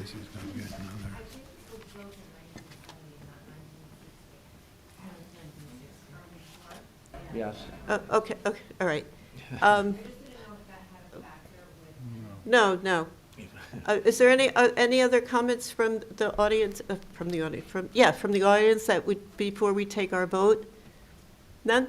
Do you want to take, please, you have to come up to the podium, please. If I can just address the comment. There is articles from the Montclair Times, December 1st, 1960, showing the building being built. So my apologies for making comments during the question time. And I just want to say, I mean, obviously, I'm Just passionate. tell us your name again. MJ Weldon.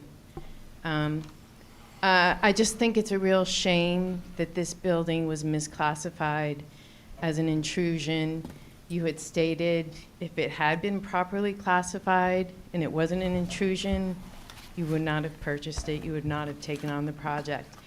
And I just think it's a real shame, and I hope that the commission will do whatever you have to do to update the classifications of buildings around town so that another perfectly fine piece of architecture that does have historical significance in this town doesn't end up getting demolished. Thank you. Thank you. So, having said that, I think there's a few things before we take our vote, and one of that is the pictorial, as Mr. Reinman spoke. I think that's very, very important. So, is any other commissioners want to voice an opinion, or before we take our vote? No, I would just react to that last statement. Again, I don't think we disagree with maybe the value of some of the architecture or what was created there. It's too long of a way to get to use it. It's not what it is. It's how do you use it? How do you turn it into something else? And if you turn it into something else, do you destroy what it is? So it's, in a way, it's in the wrong place, and that we're not saying it doesn't have value. So, But or if I'm not saying. right. I should speak for myself. But if it had the possibility to be moved somewhere, that would be, I think that would have been beneficial. Anyway, are we ready now to take a vote? All right. All right. So this is for approving the demolition for 580 Valley Road, and a yes means that you approve the demolition. I think with the condition. With the condition that additional pictorial record will be provided of the interior and exterior. All right, Chair Bennet. I have to vote no. Mr. Reinman. Yes. Mr. Rooney. Yes. Mr. Sweeney. Yes. Mr. Giuliano. Yes. Mr. Mixer. Yes. Ms. Floyd. Yes. All right, that is 6 votes in the affirmative. Thank you Thank very you. much.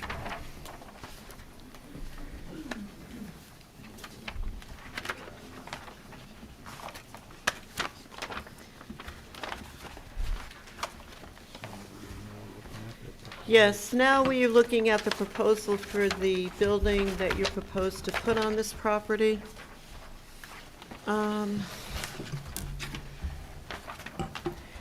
This is application 25, application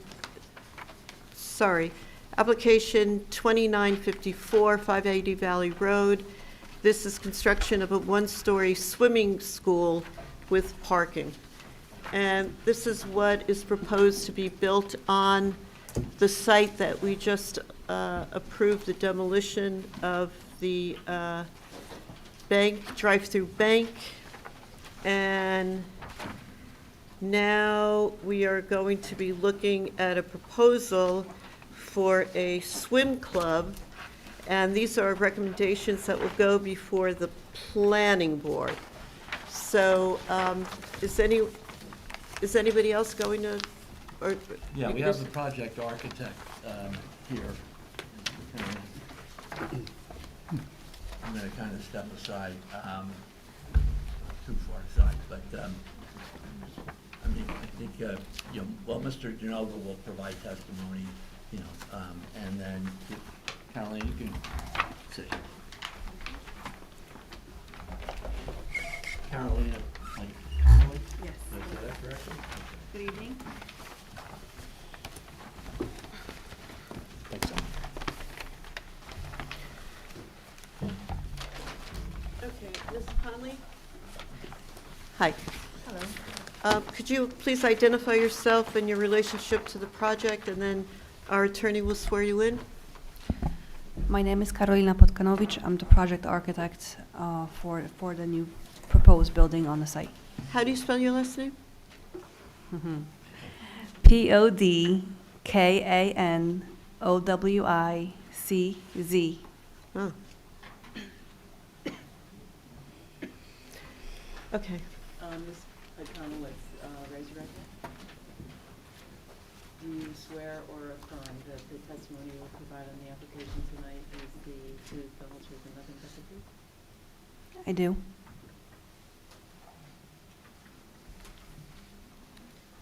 Okay, do you want to start with your testimony, maybe? Sure. Would you like me to just walk you? David, you Yeah. want to introduce, give some background? Sure. So we talked a lot about how we ended up with this building and what the initial look at this building was. We can talk about how we ended up at the second phase. After kind of reviewing the zoning, after reviewing some of the interest from tenants to reuse the building, and after reviewing the nomination report, the next question became, what do we do with this building, with this site, in the absence of those things? And we did look at a couple different options, both retail, residential, kind of, there was a moment of almost mirroring the layout of the Talbots and an office building connection there. We looked at bringing in from Montclair, Upper Montclair Plaza, and having a building that was kind of double-ended, similar to that structure. That structure, if built today, would have a substantial parking variance associated with it. We still have a parking variance, although not as substantial as that building would be. And then we were approached by SwimQuest. And SwimQuest is an established children's swim school. They have 3 locations: Milburn, Livingston, and Whippany. I'm sorry, Westfield. Westfield is under construction. Westfield's under construction. The business itself, to me, rang as something that would be great for the Upper Montclair Business District. At the time, there had been no announcement of the revitalization or the reopening of the Bellevue Theater.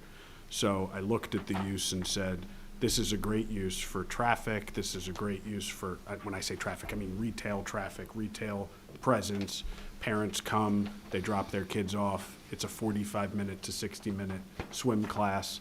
They have to go shop at the local boutiques. They might go eat, they might go dine, and they hopefully will patronize other businesses in the Upper Montclair Business District.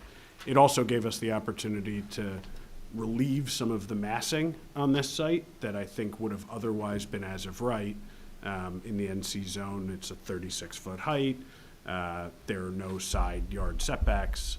And the proposed building that we had looked at that would have been a spec building, whether retail or retail and residential combo, would have certainly been larger than this building would have been, likely with parking on a podium and construction above it. So this building, this use felt like a nice fit in the Upper Montclair district. I've lived here, I don't have children, but I've lived here for a long time, and my peers have children. And one of the most common questions that people ask is where do you teach your kids how to swim? The Y, when I was growing up, is where I learned how to swim. And now they're down to, from what I understand, 1 hour a week for children's lessons. They've changed the way it's programmed. Some swim schools have started to open up in other places. I've not been overly impressed with their finish levels and what they're doing in some of those places. This was, to me, a great use for safety. It's important to teach kids how to swim. For pedestrian mobility around the town and for activity when we're seeing more retail storefronts turn into restaurant uses, and theoretically and anecdotally nighttime restaurant uses and nighttime operations. I felt like this swim school provided a relief to that.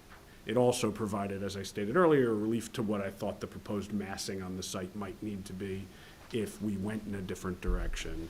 And so we arrived at a deal to bring SwimQuest to Montclair as their fourth fourth, fifth, it's fifth, we're missing one. But that's their fourth location in New Jersey.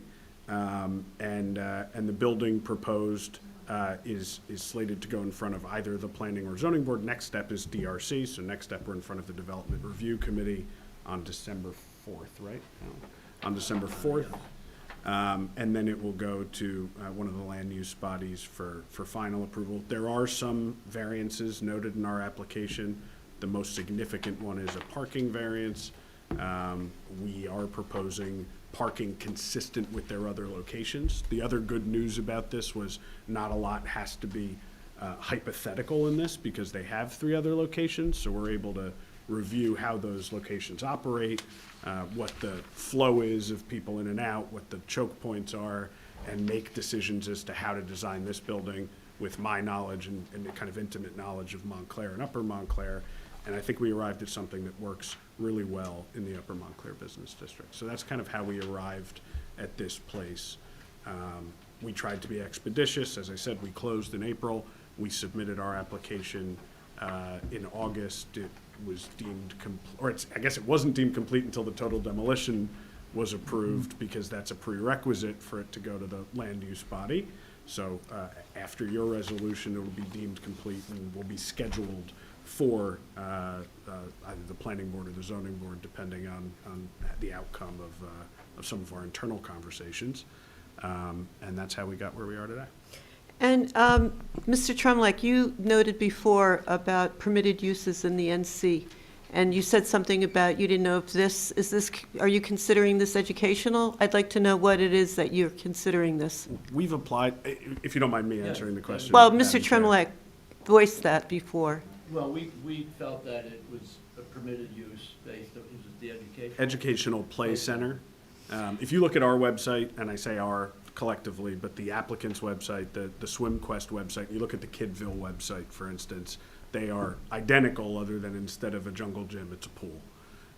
There's really no difference in operations. It's the same kind of product. It's the same kind of interaction with the community. It's the same kind of interaction with parents. But I So- guess what I'm questioning is whether or not educational, that they said that there's some concern with the planning department as to whether or not this is considered. I'm just trying to- Janice's initial response was that she wasn't sure it was it met the criteria for an educational Well, play I think center. that's important because you're presenting this as educational, so we need to know if. We're presenting that to the board, right? We're presenting that to the planning. We filed it with the planning board some Right. time ago, and we're under the impression that it was a permitted use until, I think it was last Friday, late Friday, got an email from Richard Sherwin that basically said, upon further review, the planning department believes that the use is not permitted and that the application will have to go to the zoning board. We've been assembling information and plan to challenge that determination or ask for a reconsideration of that. So the issue is, right now, there's been a decision that we have to go to the zoning board. We're hoping to change that decision, but if we're not successful, then the application, Were your other And properties? to be clear, Before the zoning board. Mr. Sherun's memo did not identify what he believed the use to be.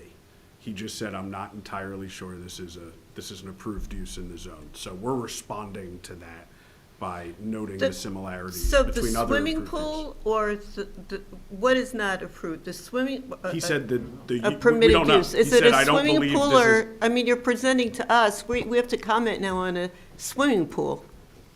So educational, if you're taking lessons, that's considered educational. So This is all lessons. Did- So we proposed it. The use we put in our application was for an educational play center. I'll just Yeah. add, the planning department, as Mr. Tremblay mentioned, as of recently changed the determination on the use, on whether it was permitted or not. I would say from the Historic Preservation Commission's perspective, the exterior is not being changed at all, so I don't think would have any bearing on the determination for the advisory review. Okay. I just want. Could you explain? We when you comment say on the exterior. like, The design of the exterior. Well, Christine, Oh, what for did you us, say? because that's the Right. marathon, okay, I- got it, got it. I didn't get the chance to discuss it with the Okay, planner okay. and the zoning officer, so I can't offer any more insight Just a into quick that, but- question though on that, did Westfield approve it as did the other locations approve it as educational? So in each town obviously has different Right, definitions right. and different defined terms as they do it. In Livingston, it was service retail was the determination that they made based on their definition. In Milburn, educational play centers are not an approved use in the zone that the building was in, and they made them get a variance to be an educational play center. So we used that as part of the determination on what we were going to apply for. And Milburn, since that application, has actually added educational play centers with a nearly identical definition to Montclair's definition into the approved uses in the zone that SwimQuest exists in. So we took their historical applications to try to arrive at what definitions marry with Montclair's definitions, and the closest one was the Milburn application, which was determined to be an educational. Educational, okay, all right, thank you. So now, are we ready to go through the application? I'm ready whenever you are ready. Thanks. Yes. I would like to start with the floor plans, so that will kind of dictate the exterior look of the building in a way. You have it on the screen as well. The North Valley Road is on the right. On the left, we have the public parking lot. The building is located along the sidewalk and along the south property line. As discussed before, the north side of the lot, the driveway remains as it is. It is utilized by the fire department. That's right past the property line on the north. The driveway moves people along the building to the back where the parking lot was located. Looking at the entrances into the building, the main entry is on the back, on the parking lot side. It moves the people from the outside into the main lobby. The entry that you see on the sidewalk side is for egress only from the pool. If you notice, the program is very standard for swim schools. You have a main feature, the pool. It is centrally located within the building, and the surrounding perimeter program supports the pool. You have the changing rooms, the storage, the showers, the staff break room along the north wall. On the right, along the sidewalk, there is a light coming into the pool, large storefronts.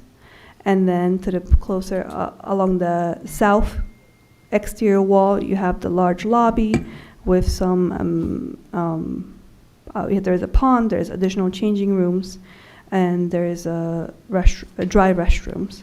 So this whole location the program is very specific of how the swim schools operate. You enter, you have the wet changing rooms, you swim, you get out through the lobby, you have the dry changing rooms, you have the dry bar where you dry your hair, and then you leave.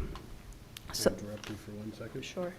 And I'm sorry to interrupt. Just one point to note, which I think our aerial doesn't show, is there's a change in egress and circulation between this building and the bank, which had a U around it and entered and exited on Valley Road.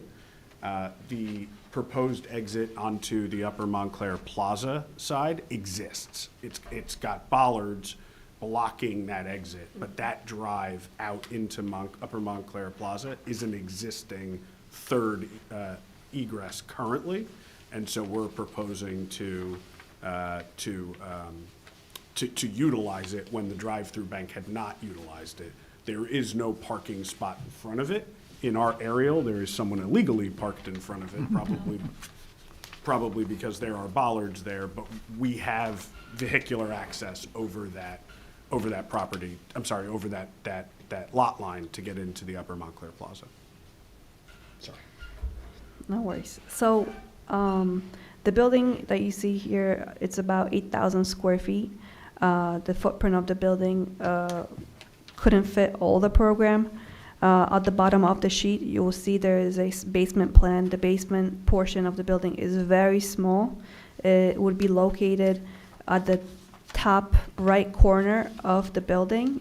There's a dashed line indicating line of basement below. And the basement would mainly serve mechanical purpose for the pool equipment and any building equipment that will be stored inside. The one feature that I would also like to point out on the site is that there is a significant grade change running through from Valley Road towards the back of the building. There's about 4.5 foot grade change. The next sheet is the roof level, and just indicates the roof structure. We would like to propose it to be sloped towards the drains, and the pool equipment and the HVAC equipment for the building will be housed on the roof level. If you go to the elevation sheets, the front sheet, the front elevation, which is the top elevation, has a portion of the firehouse on the right and the retail building on the left. If you notice, even though the building is right against the left property line, the south property line, there's still plenty of space between the two buildings. There's actually a driveway and parking along this property line on the adjacent lot. I would like to talk about the facade design of the building. As mentioned, there are existing two facilities. One in Melbourne, that was the first location. The second location just opened in September in Livingston. And then there's Westfield location that is currently under construction. The Livingston location design components, some of them were brought here. What the client is looking for to kind of standardize and make the building, just the look of the building, say, oh, it's the swim school.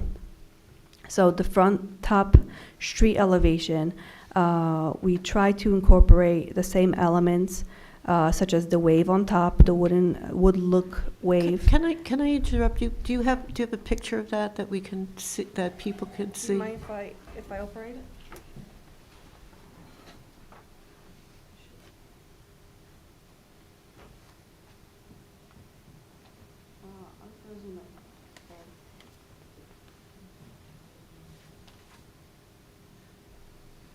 That was the facade that faces the plaza? And do you have a picture of the facade that would face Valley Road? Yes. Is this okay? Would you like me to zoom in, or is this okay? No, if you could zoom in, I think that would be beneficial.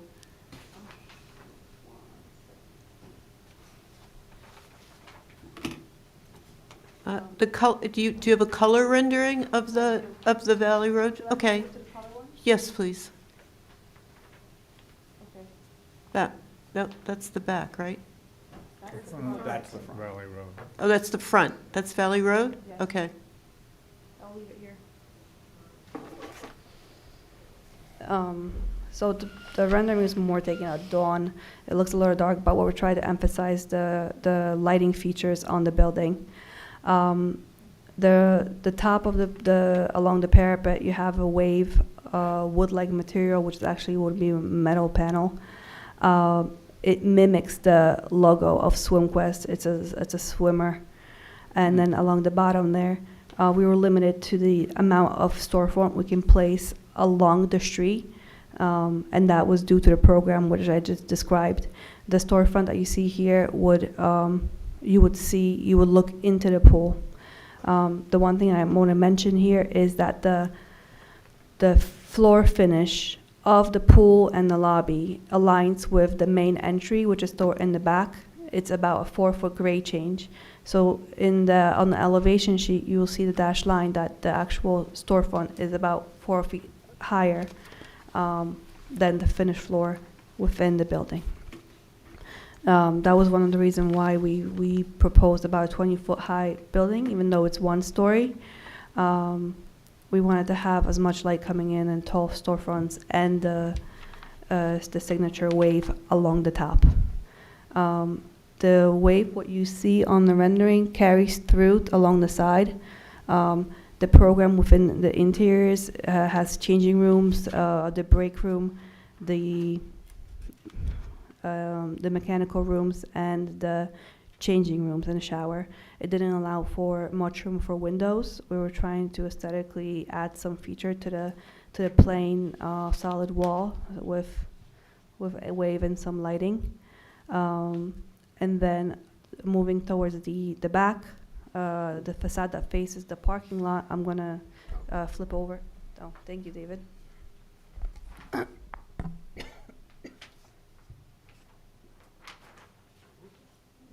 it's tricky. Could you go one back? The aesthetic is a little bit different. Here, we were trying to maximize the area of the building, and the actual entry is on an angle while the main mass of the building is square. And this is similar features we used at Westfield. We have these vertical wood-like material, and the round windows are also common in all the locations. They mimic a swimming bubble. We have some sconces along that entry and a large glass vestibule after the vertical wood panels. The main material used on all the elevations is a fiber cement panel, light wood tone, and then the accents was metal panels with wood-like color. In regards to the lighting, all the trims along the front valley side will be LED trims. They will be very low in terms of lumens, warm lighting, and then along the back there's just few sconces, and I believe there will be some additional just security lights for security.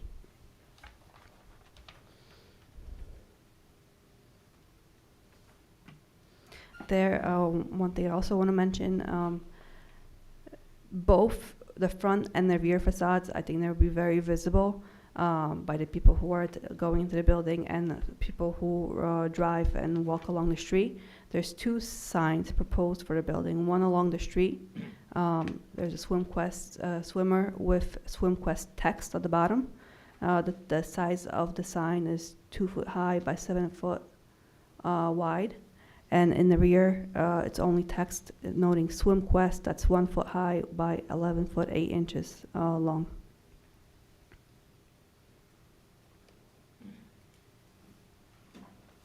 The one thing I also want to talk about is, as you've seen on the roof level, there's some equipment. We try to keep the roof equipment away from the parapets. The parapets are about 3 foot 6 high.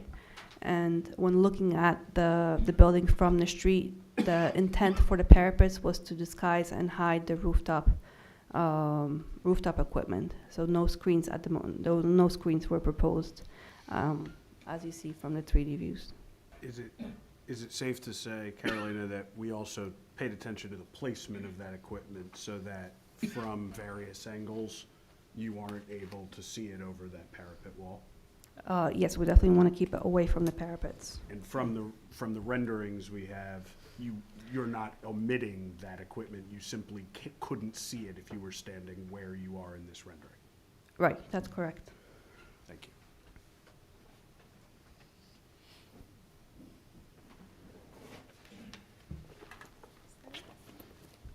Thank you. I'm going to ask the first question. How wide on the front facade? That's the rear. How wide is this building? It's about 100 by 80. Along the front? Yes. 108? No, about 80 feet. 80, okay. Thank you. So we'll start with questions from the commissioners, and then we'll have questions from the public. Mr. Mixer, do you want to begin, please? Come back to me on questions. Pardon me? So if you could come back to me on questions, that'd be great. Oh, sure. Ms. Floyd? None at this time. Mr. Giuliano?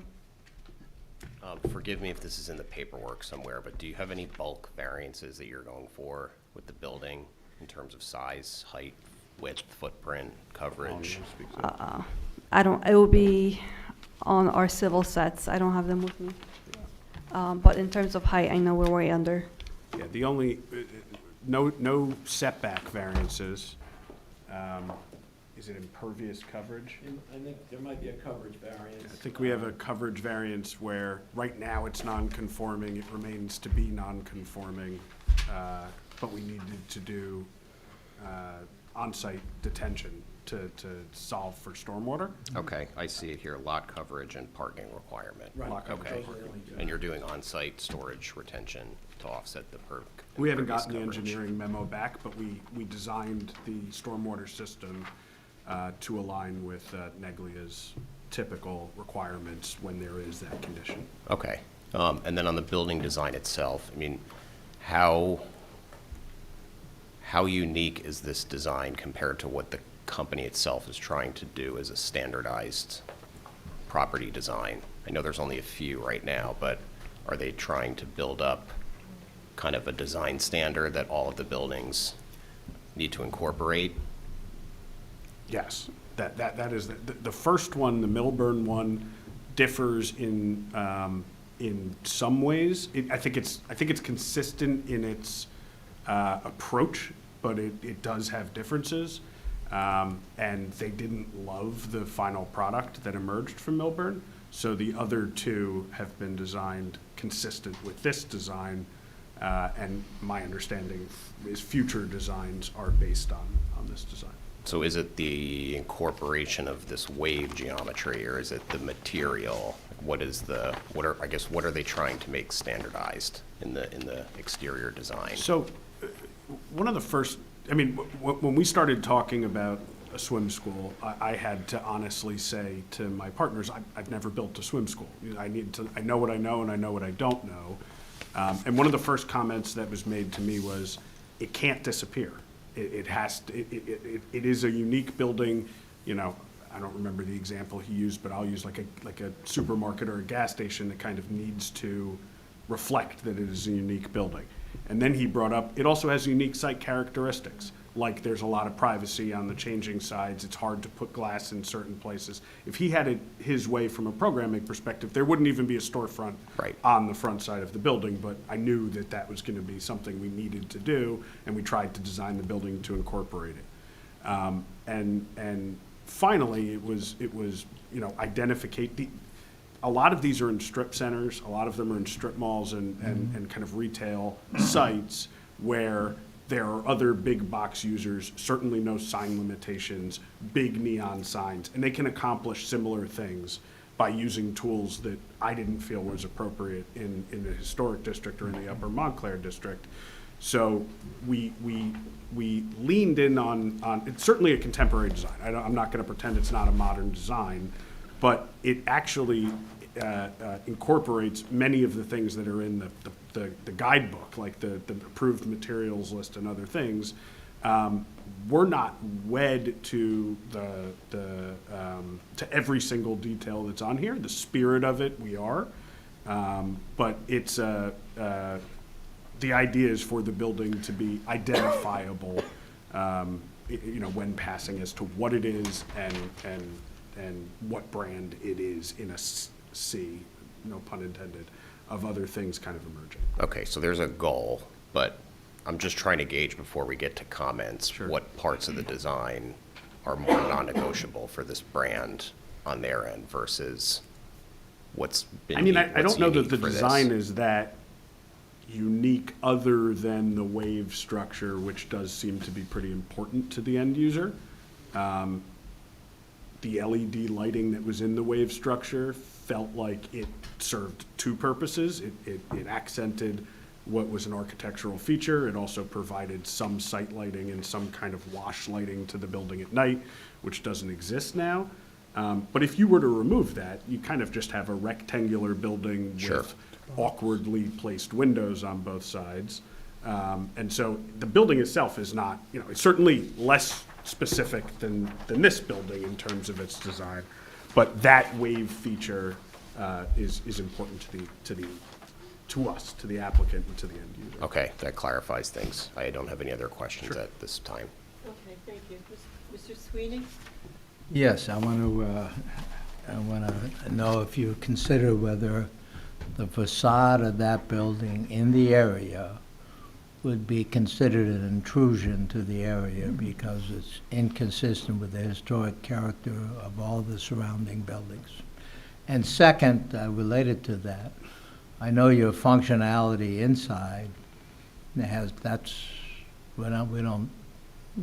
not trying to interfere with that, but we are trying to preserve historic character. So have you considered different facades in different communities?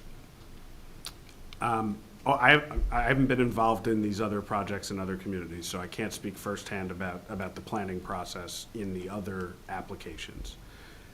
You asked the question of whether or not I would consider this an intrusion in the zone. When Mr. Trembulac read the 7 criteria that you guys have in front of you to establish whether or not a building could be demolished, I said to myself, and I'm happy to pull out that list and go through it again, although it was lengthy and verbose, I said to myself, it's funny, the new building would be harder to tear down under this criteria than the older building. The older building met the criteria to be removed, and this brand-new structure would have been harder with a straight face to say, we meet all 7 criteria to remove it.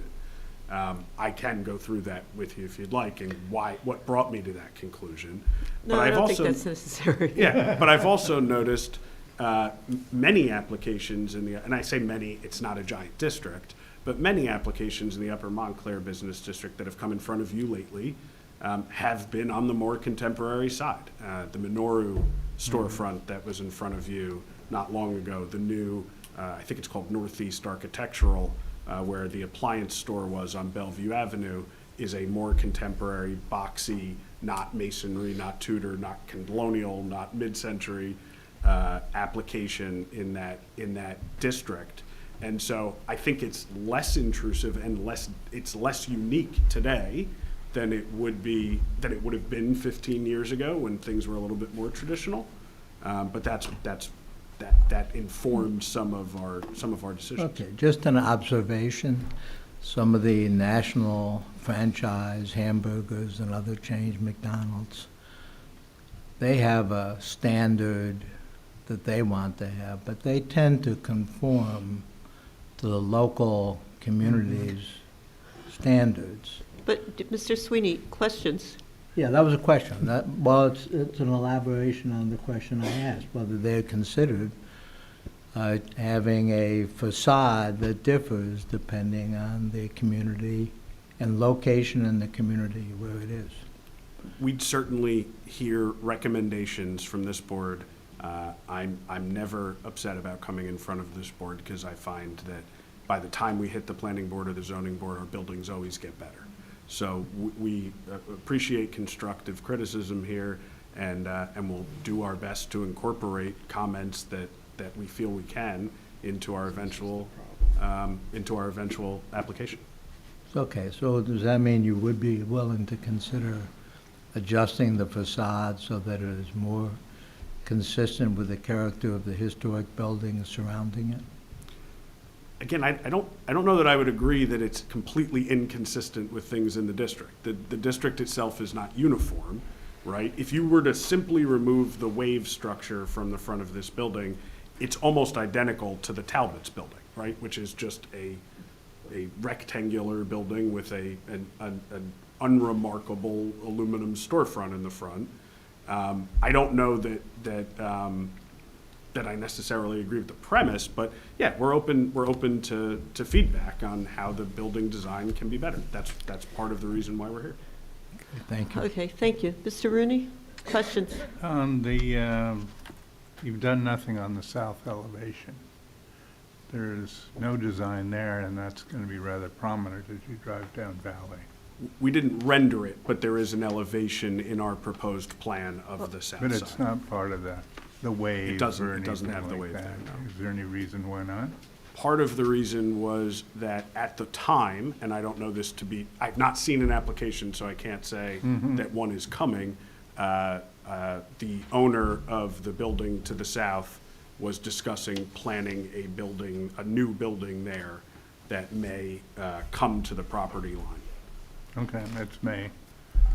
Again, that application has not emerged, so I don't know if that's if that's true, but that was the reason there. We would certainly be open to keeping it consistent and having it on that side, but that was the reason that we didn't propose it. Okay. Mr. Renditz?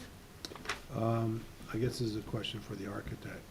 Are you familiar with our historic preservation guidelines? Have you reviewed our historic preservation? At the time of the design of the building, we thoroughly went through the document, yes. I'm sorry, I didn't hear. The answer is yes. You did, okay. Okay. That was a question. I have a comment on that, but I have a question. I have a question. If the facade on the front along Valley Road is 80 feet, how wide is this pool?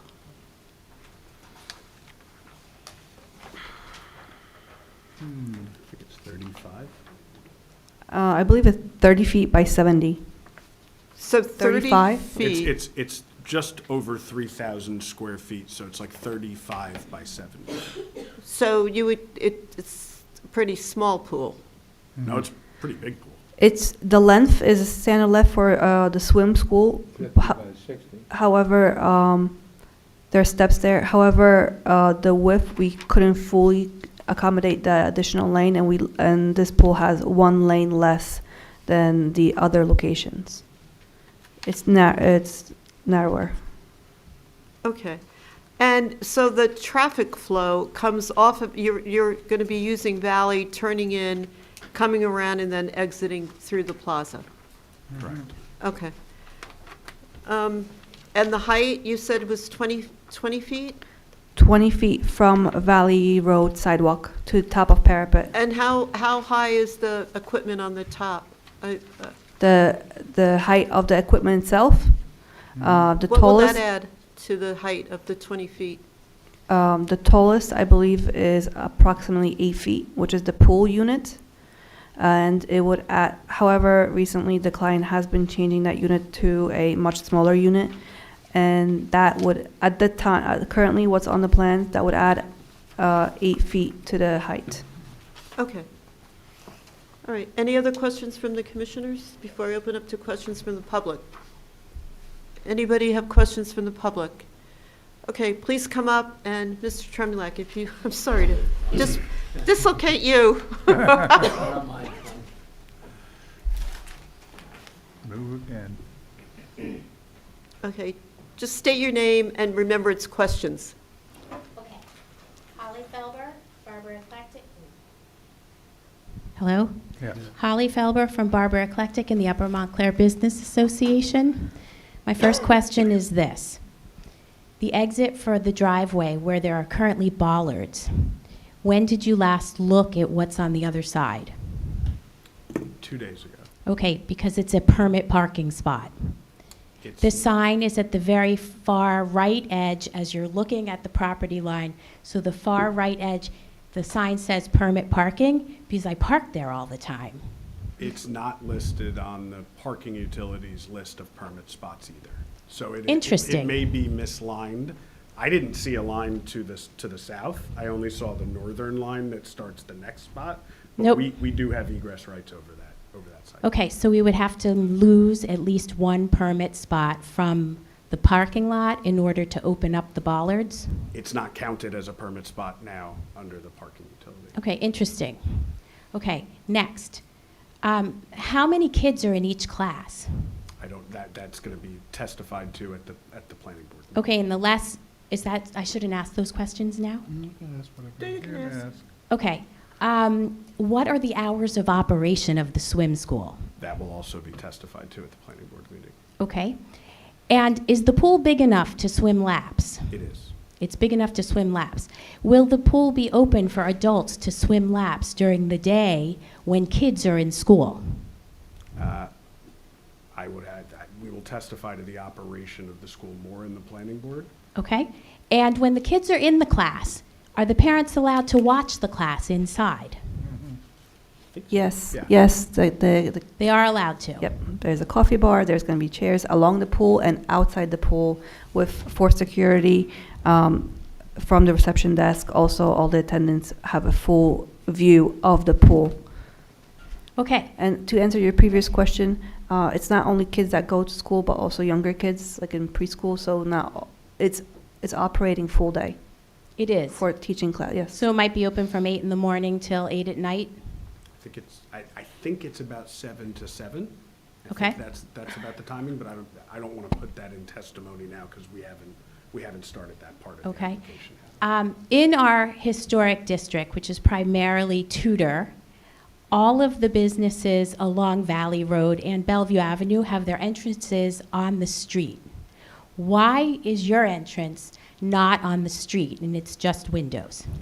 Part of it is learning from the other uses and, the other sites, and being directly next to parking spots when kids are coming out in the winter, wet and cold, was an important component to the application, or component to the tenant. So that drove some of that. Also, remind me if there was a functionality issue with this, or was I right? Is that the primary reason? That's one of the reasons, but also the layout itself on the inside. If you move the pool to the left, you have much more circulation needed, which we couldn't accommodate within this small footprint of the building. Okay, my next question. The windows that face Valley Road, will everybody be able to see into the pool? Through those windows, they'll be clear? The glass itself will be clear. There would be, if you see on the elevation, there is like a wave, and it will be a privacy film. So, And what to would a be the certain height of the privacy film? It would vary just because it's also in the wave, but it would be between 4 feet to 7 feet. So people could watch. Well, part of the reason that there is the film applied to the outside, if you remember, Carolina mentioned that the pool is actually 4 feet lower. So you'd have to be right next to the window in order to actually see the pool. We wanted to maintain transparent glass. We understand that that's an important thing in the Upper Montclair Historic District. So it worked out nicely that we were able to do that. And you still could see in, but you don't just inherently see it. You're not driving by, looking in and seeing the operation because it's sunken down. And that means that unless you stand like overlooking that film, there is some privacy to them. Okay. And will there be lessons for people with disabilities? It's still primarily a children's swim school. But there are children with disabilities. I know Yes. that there will be lessons for, they donate hours for underprivileged kids to come in and learn how to swim. They bus people in from other communities to learn how to swim during the summer. And I do believe do you know off? Yes, the pool has full ADA access provided. Okay. And then another question occurred to me. If you're busing kids in, is there enough clearance in your proposal in the driveway for a bus to make the turns to get to the back to drop the kids off? It would never be an actual school bus. It would be like a van. We don't have enough. There's not you're not putting 70 kids in this. Okay. And then the lighting on the building, which it does have a very cool look to it, I don't think there's any other building in the historic business district that has any lights on it. Is there? I mean, lights like that rather than spotlights on the sidewalk. There is LED strip lighting and band lighting in historic districts in Montclair. I can't know if it's think- in Upper yeah, Montclair. I can't tell you if it's in Upper Montclair. I believe it's on the Monoro application on their facade, but I don't know if that's there yet. Okay. My experience with these children's things, we have Kumon, which is the Tudor Center. It's next door to me.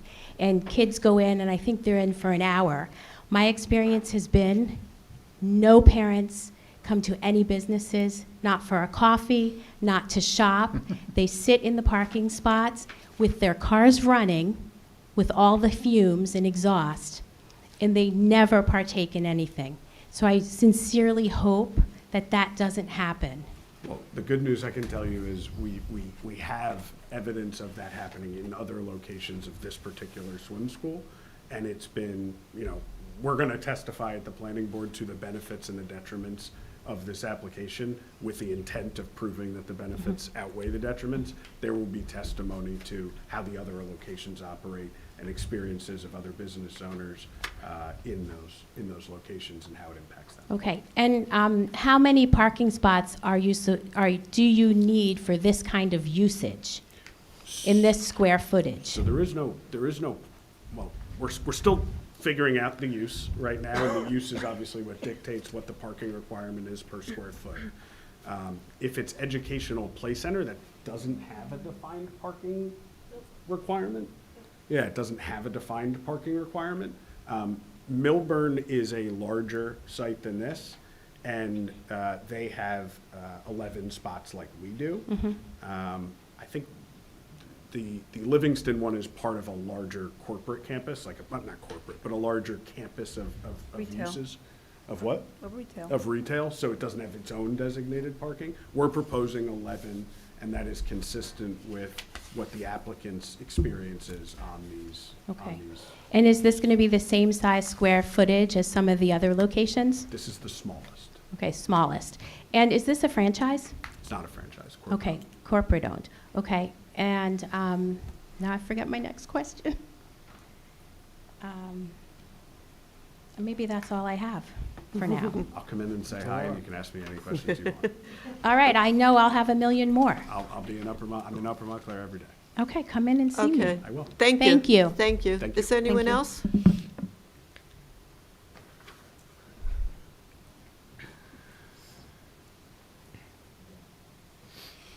Hi, Arlene Carrini, I own New Valley One Savvy Design. I've seen you walk around. Now I know who you are.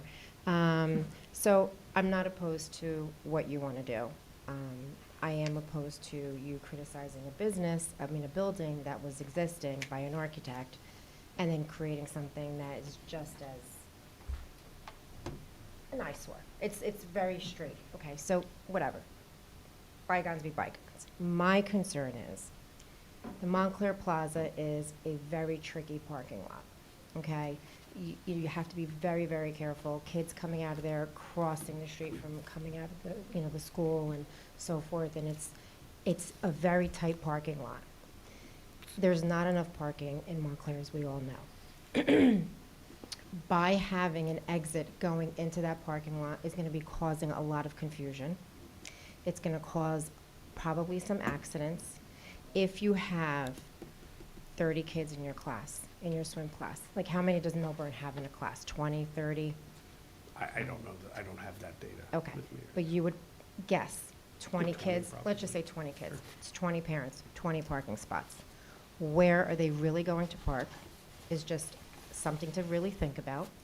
And that your exit really should not be into a really congested, small parking lot. And I would urge you that that you would reverse it or not even have that open so that, number one, we don't lose a permit spot or any spots. We don't cause any congestion in that area because they have to go out through Bellevue Avenue, which you already know that's going to be a complete mess once those other three buildings, those three storefronts go in, which is the grooming center and the other two that are going there, which Right. I'm surprised that even got approved because that's not a really safe parking lot for people to be walking on. But So, questions, can you? My question is, or my proposal to you is, would you consider not having that open in the back so that it would create a safer environment? And would you consider,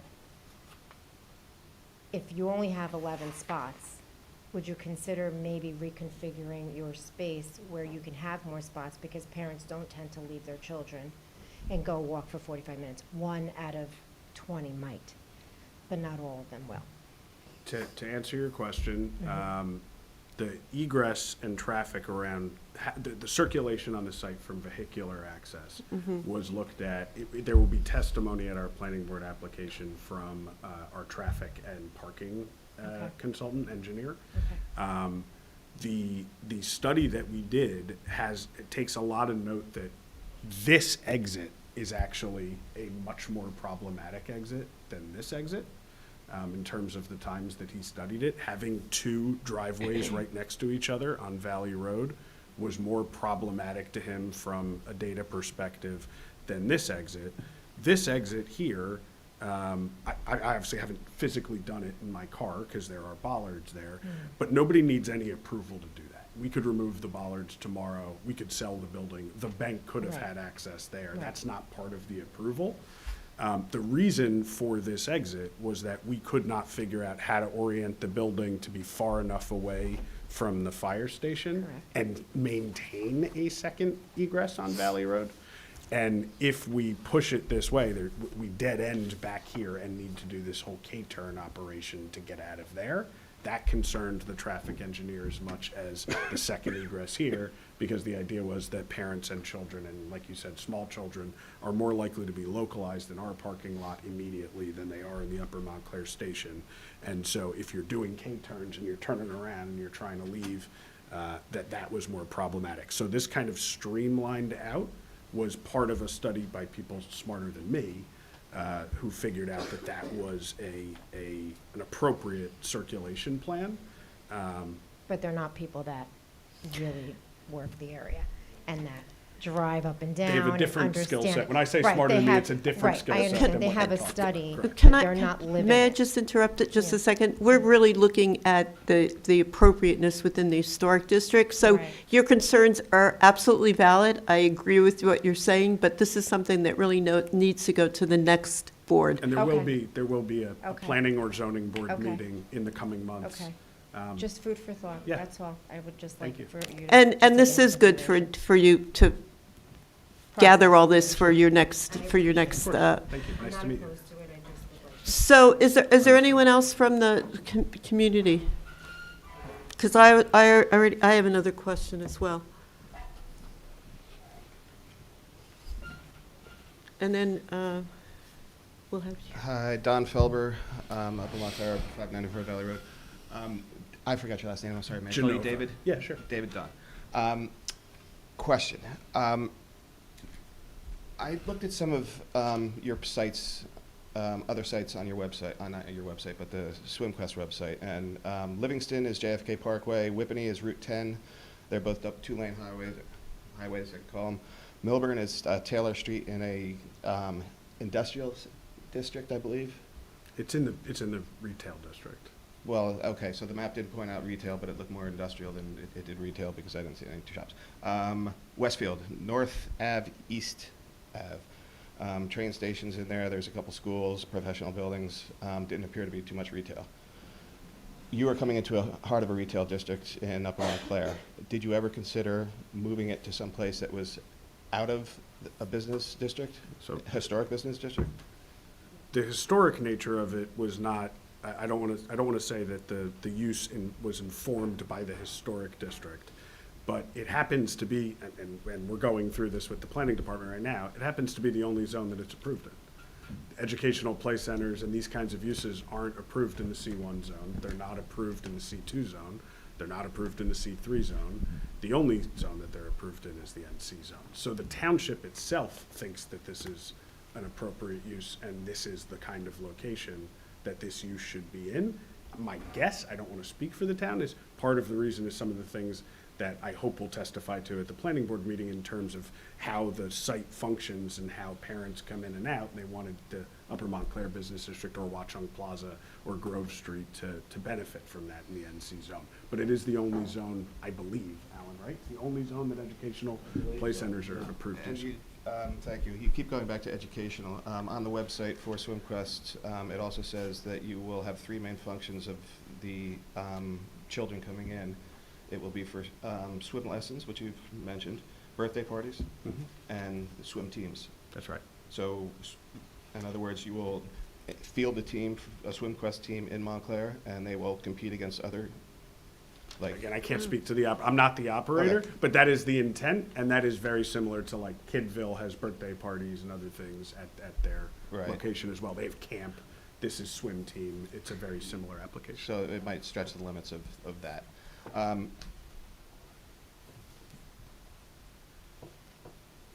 Mr. Tremblay, you used to have an office on Bellevue Avenue, no? No. You weren't with Trevena at all, or? I was not part of the firm when they were there. I was at the office many times. I'm sure. Doing business with my colleagues, but. Did you ever walk into the basement at that building? I've been in the basement. I don't think so. I don't. Okay, because Tony's Brook runs through the train station, but it also runs right through that basement. And there might be some water issues with digging down to put a swimming pool in, because it's known to sprawl back there. So the site is topographically, it has a steep slope from Valley to the back. Mhm. Only a very small percentage of the site needs to be excavated. And speaking of that topographical layout, in the back where you're proposing parking lots, or the parking spaces, and going to that bollard area, it does shift down and slope down like that. Mhm. Will you? We're regrading. You're going to regrade it, so you'll have to bring it up towards the. I don't remember if we retaining wall bring in it the up back. or if we're leaving it at that height but flattening it. This is the rear ramp towards the end parking lot. It becomes more flat. There was it was very steep. That's where the We bollard found is. it unsafe correctly, and then the parking level, all of the back was regraded along with the driveway here. So- So there was a settled slope now along the entire circulation for the car. So you'll likely be bringing the back area where those spots are facing the back parking lot, you'll be lifting that up a little bit. The idea was to shift soil. Okay. So it was to move from where we need to excavate to where we need to level. That was the idea. And I believe it's down, a little bit down. It is down, yes. And there's also a retaining wall down that separates the property from the parking lot. And that, to me, is a historic brownstone, fieldstone wall that goes from where the bollards end, and it runs down to the stairs that come down between you and the firehouse, and it goes to the firehouse end property. So do you intend to keep that wall intact, or do you intend to replace or repair that wall? The civil engineer will testify to the structure, any retaining walls, any stormwater, anything like that will be the civil engineer's Okay. testimony at the planning board. And because if you are standing inside the parking lot, looking up at your property, those stones are nice brown field stones. And They are. somewhat historic to me, mimicking the stones on the firehouse. So yes, the civil engineer will testify to it, but Okay. from my discussions with him, the retaining wall is to remain. Yeah. Okay. I think our site stops short of it, right? Okay, and because it's getting quite Late, I know. I suppose we can wrap it up. Mr. Trembulak, I will be going back and pulling up the video of this meeting and listening to your 7 points that you were making to encourage the demolition of the bank, and then juxtaposing that with this new building, because to me it doesn't really fit right. And I know you know. Okay, all right, thank you. Thank you. I have a question. What need, educational, you've settled on education. Why a swim center? What is the need of Montclair for a swim center when we have the Y that has 3 pools and countless classes? My understanding is they don't have countless classes. I mean, from talking to parents who are raising did you children, there's a huge need anecdotally. We didn't, it's not my place to do a feasibility study for the tenant, but the tenant strongly believes that there is demand for this in Montclair. My experience here reinforces that demand. It would be the only private swim school in town, and from what I hear, it is very hard to get your kid into a Y class, and the only other options you have are outdoor pools. Okay. So, was any other questions then from the commissioners? I just Mr. want to note, Mixer? because I have 3 kids who try to swim when they can too, and that is true. The Y has significantly reduced its hours for what I'll call like open swim classes. My daughter can only go there, it's like for a certain period of time for a very small, call it like 6-week session. And it's like, it's reduced even, it's not an hour, it's like 22 minutes or something. It's pretty ridiculous. But yeah, it's difficult to find swimming indoors, and you know, there isn't a lot of opportunity outside the 4 months of summer to use outdoor pools. Okay, thank you. So finally, we get to the consultant's report and discuss the building itself. Thank you, Chair. So I'll just read the comments about the new construction. Concerning the site plan, rear parking is appropriate per the guidelines and improves the streetscapes by removing the surface lot drive-through presence at Valley Road. For the massing, one-story height with a modest parapet is compatible with the district's prevailing low commercial scale while remaining differentiated from historic fabric. The facade, a base pier lintel logic, masonry piers, or express mullions referencing historic storefront proportions would be more compatible with the context versus the undulating wood design. The inappropriate LED accent lighting further emphasizes this non-compatible facade design. Moving to the materials, the palette, which is fiber cement, Nichia, wood series rustic white, which is a tongue and groove southern yellow pine, thin 8-inch precast base, is very contemporary and is not compatible with the historic district's masonry character. Brick is recommended over fiber cement in this context. You touched on it, but the rooftop mechanical, the equipment noted up to 98 inches tall should be fully screened within an architectural enclosure and located further west to reduce potential visibility from Valley Road. I'm going to skip over number 7 because that was already covered on the facade concerning the lighting. And lastly, the signage, individually pinned stainless steel letters of modest height are appropriate. Okay, thank you. So why don't we start discussion? John, what are your comments? These are recommendations that I'm going to go to. Well, my comments are similar to the report Right. from the consultant, which is, and it goes back to whether the historic guidelines were reviewed. It's not so much this is contemporary or Tudor or whatever. The guidelines go to proportions and scale and materials, not contemporary, or whatever. I look at this building and I go, it could be dropped into a strip mall anywhere. Why has it been dropped into Upper Montclair? I have heard no logic for why the facades relate in any way other than Talbot is similar. But if you really put Talbot next to this, we could talk about that, but we don't see that. So I don't have a problem with the use. I think I would make some, I don't like the idea that the only access really is from the back door when this is a retail street where there's access from Valley Road. Now, you have the windows there, but it wasn't clear to me that you could really see through the windows, or this wave started at 4 feet and went up to 7 feet. No, the grade change, the pool is 4 feet down. So Yeah. you're looking over you're missing the activity, which is also part of the reason why we couldn't put a door on the front is it's 4 feet below, and we would need a. That I understand the 4 feet, but The you're wave blocking is- the view. You're blocking the view essentially with the wave, right? Partially, yes. Yeah. Partially. Okay. Well, why? For security Yeah, I and think it's privacy. security. It makes it so that the only way They you want can see in the children pool watching is by children. going up to the window and Right. looking like this. It be eliminates children in there. the passerby, the casual passerby from seeing into the pool. Okay, so the net effect is you get the lights of the ceiling on the street, right? I mean, that's what you see, that's what the net effect of what you're telling me. I get this, I get that, I understand that now, but I don't know, that's, it's also just a box on the street, okay? Now, even Talbot's has awnings over there's a little scale or dimension at the street frontage more than just, it's flat with the I would like to respond to that, if I may.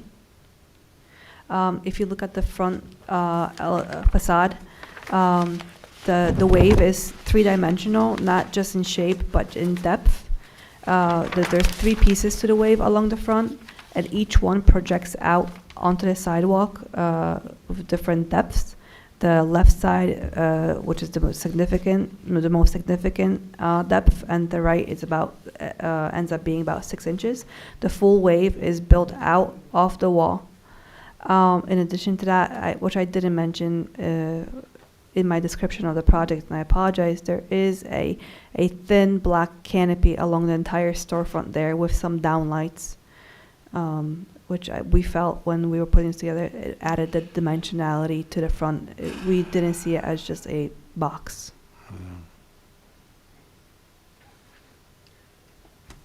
You have a walkway, you put the walkway on the site between the drive of the firehouse and this building. Which keeps you from being able to put any window penetrations along that facade because the car is right up against that. You're driving. This is existing sidewalk. We are restoring it, renovating it. There's also steps at the end of the sidewalk that lead you to the rear parking lot. The driveway is also existing, just renewed. Okay. And the reason why we couldn't really accommodate any windows on that facade is because of the interior program and this operation of the building. Yeah, I guess it's a little bit like CVS across the street. You know, there's a wall down one side and a wall down the other, and you enter in the corner, and I don't think it does a whole lot to activate the retail activity on that street. I don't have the answer. I'm not trying to design it for you right now, but there's something about that not being able to, access somehow from Valley Road. And to go back to the consultant's report, I think a brick veneer, pilasters, something that takes materials out of the Upper Montclair district, or some logic to it. I get the image. I get the McDonald's arches, if, whatever, that there's the image that you have here, but I don't think it comes out of the district itself. So I would encourage that the facade be totally revisited in terms of design. Okay, thank you. Steve? I have the same sort of ideas in that it's a box. And that has nothing to do with this historic district. And even Talbot has a little bit more detail to it, with it has a gabled roof and stuff like that. The use, I have no problems with it.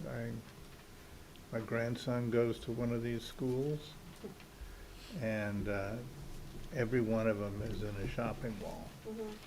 So. And they're probably bigger. Bigger. That's it. Mr. Sweeney?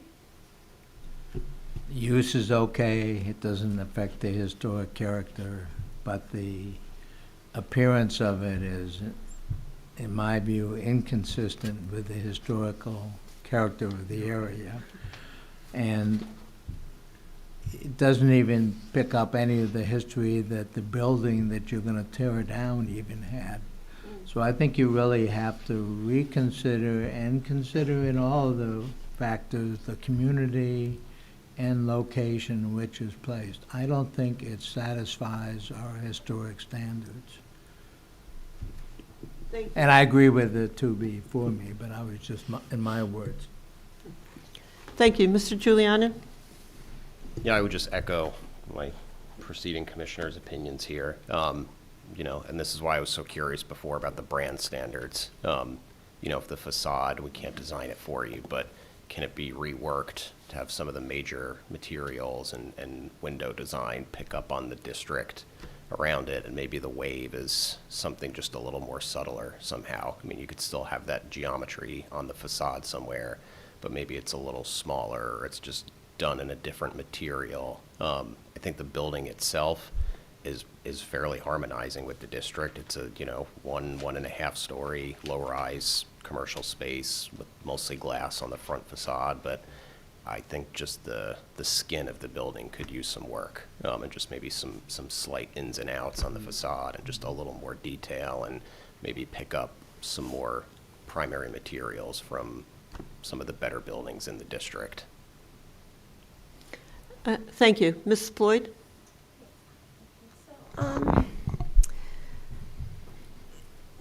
I do agree that I believe that the wave aspect of it is a little ostentatious. It's a lot. So maybe toning that down a little. But my biggest thing here is the fact that it's facing the street and there is no entrance to it.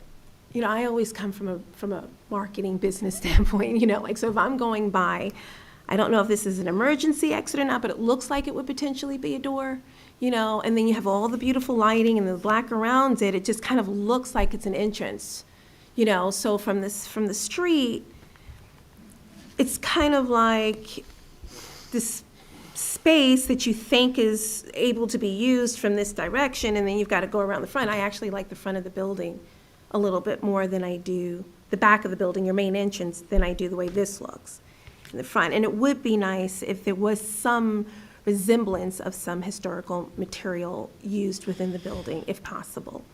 You know, I mean, the good thing is that the bank was mid-century, you know, so if the company had been able to do some adaptations in some of the other towns, potentially, maybe you can consider creating a little bit more of a mid-century style with using your, I like the wave and I understand the importance of it. But, you know, that's just my comment. I think it could be toned down and a little bit more character to it. Can I ask a question of an opinion question of the commission? Yes.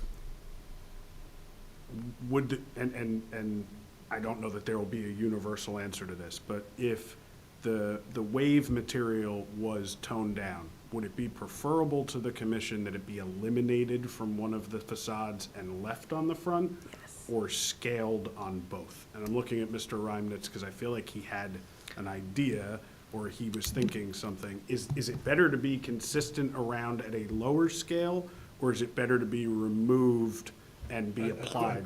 My quick answer to that is if you did this in a brick veneer and you did some sort of wave pattern in that brick, so White it wasn't brick. such a contrast between this white, neat chicha, whatever material. I was looking at it, trying to figure out what it was. It's a fiber cement pad. Fiber cement board, yeah. So there wasn't so much contrast. That's all I, you know. Okay. That's me. Yeah, that's just me. Sorry to interrupt. Okay. Mr. Mixer? And I don't have anything else to add other than echoing, you know, what we've said here. I think the facade truly does need some attention from a toning down perspective. And of course, the humor isn't lost that, you know, we said get rid of a building because of its ability to not be conforming, and then, you know, show this. But the facade obviously is a fixable scenario, right? And really going back to what Mr. Giuliani was saying was the design standard. If there is an opportunity to adjust from a design standard perspective and still bring in the aspects of that particular design, I think there's there's room for improvement. And again, just echoing what everybody else said, pulling parts of that district in, pieces, not just materials, but perhaps some of the design styles, even in a small capacity, would help make this look like it fits a little bit better. Thank you. So as for me, I think the purpose, educational, fits within the district. I understand it's something that you could have had a crocheting school there for anything. But the building itself would have been fine if it was in Boca Raton, let's say. I think it's totally out of character with what we have. And I agree with my colleagues. It's not beneficial to the retail activity. It's the materials. We don't approve fiber cement boards on things, and this is what the majority of the building is, as I understand it. But we're not here to design, so we can't tell you what to design. I think the idea of redesigning it in a material that is more sympathetic to the, historic district, and picking up on the design, the massing, the scale would be really beneficial. And I hope that you would consider that, and I hope that you would bring it back to the commission so we could look at it. Thank you. So, Thank you. One last question. So the entrance you put in the back for safety purposes only? No, there were three real reasons. Safety purposes was one, comfort of being wet and coming out of the pool and getting to your car quickly was two, and the grade change between where the pool actually sits and where the Valley Road sidewalk is was three. In that it's about, as Carolina said, it's about 4 feet down, so it would require a major ramp or steps or something that felt incompatible with the use. so let's go over the recommendations Oh, then, we that we're definitely need going the to ramp? be sending to the, whichever board gets us. 48-foot long. We've done with the comments. You said questions before. Yeah, you didn't have a public hearing. Oh, okay, come on. I will be very quick. All right. I know I annoy you, but No, that's not true. you were annoyed with me over the last district. Carol Ferentz, I'm going to be brief, I think. I know I am. Does that work? No. Brief? No. I'm sorry. This is not my field. Okay. Carol Ferentz, I live uptown. I am professionally loath to rely on what I observe is going to happen, because you never know. Juries go out and they come back with the exact opposite answer. But I think that you've caught on to everything. I really respect all of the effort that has to go into this job. It's difficult with this town. I've been here 53 years. But I just say to you, make yourself easy. This is an easy decision. You deny it, and it's denied based upon council's own presentation to you. He said to you in the beginning, the building goes down, it's non-conforming, it's not historic, and then he flips it around and he says the same type of way out of whack building is conforming, can't possibly be, it's illogical. His own argument is that both buildings are non-conforming and non-historic, and that's what I have. Well, that would be all well and good if we were able to do that, but we don't have that We authority. don't have that ability. We can only advise No, the I zoning, understand yeah. that, but okay. I'm just saying that I think, based upon the argument, that you're all in your rights to deny the application because they agree with you. It's non-conforming. No, we can't deny the application. We don't deny it. The next board does. Well- We do the recommendations, which I was just going to go Come over back to now. the next And go back, do we know? We don't know where this is going, right, Santa? The zoning or planning? Yeah, it's going to zoning board as of now. And on when? I don't know. It's going to the DRC first. Oh, as of now. I thought she said December 10th. All right, thank you. I'm too old to learn the new skills. All right, thank you. All right, let's go over the recommendations now. Zeynep. Just say the facade needs updates, more details, it's out of character with the district. Refer to the historic design guidelines for proportion, scale, and material. And remove the LED lighting. Thanks. And that the new design, or we hopefully, if it's a new design, really is adjusted to references the historic design guidelines of the township. Anything else? In terms of scale, material, and we encourage you to come back before the board, before you go on to your next, before this board, before you go on to the zoning board. Okay? All right, well, thank you. Thank you. Have a good night. Have a great night. All right. Yeah, we're going to take a 2-minute break, and then we have 2 more applications that hopefully we will be able to get through. I thought we didn't start the Well, applications after 11. Oh, it's after 10:30.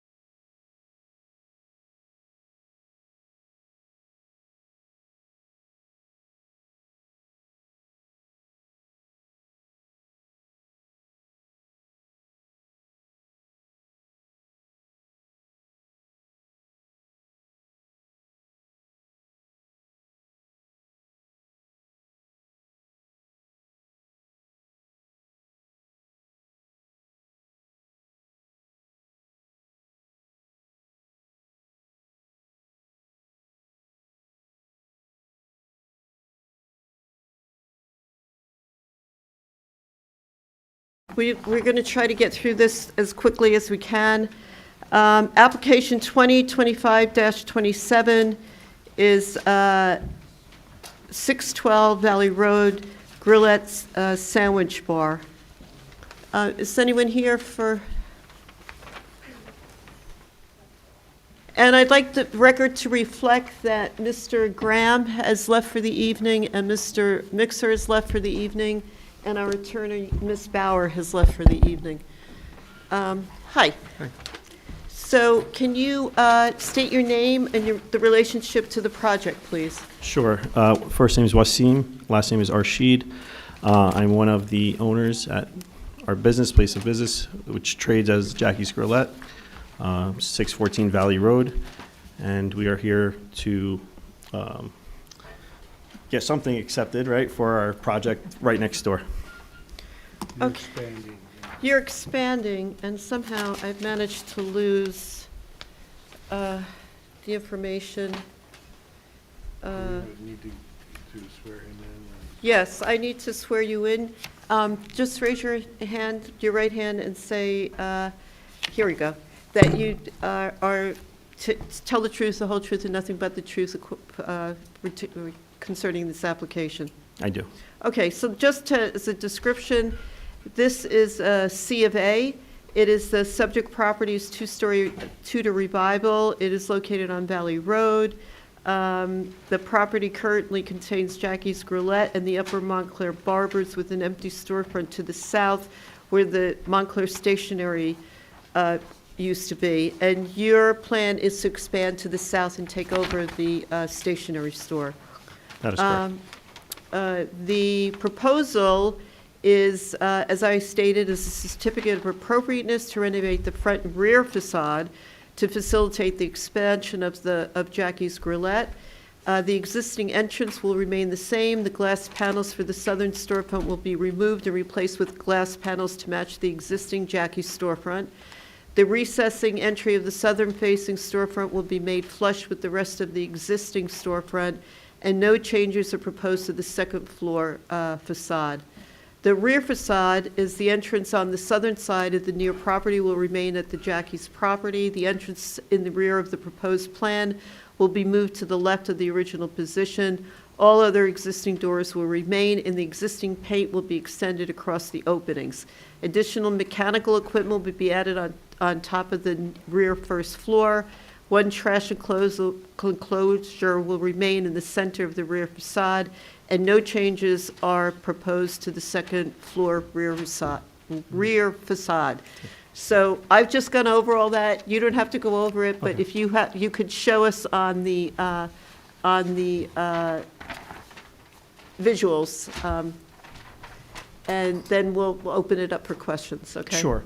So pertaining to the front. Oh, take the microphone? Yeah. Out of the way here. So this is our existing location right now. This is the barber shop, and this is the space that we are taking over. The only thing that we're really changing the front is the glass, just kind of to match this here. It's gonna, I guess this is the proposed, yes. So this would just be slightly bigger glass, and the door we're planning on keeping the same. I feel like I might have to come back here later if we're gonna do the flush enclosure. We're hoping maybe in the winter months, maybe applying later on in a future date for one of those vestibules or whatever they call it, just for a second door.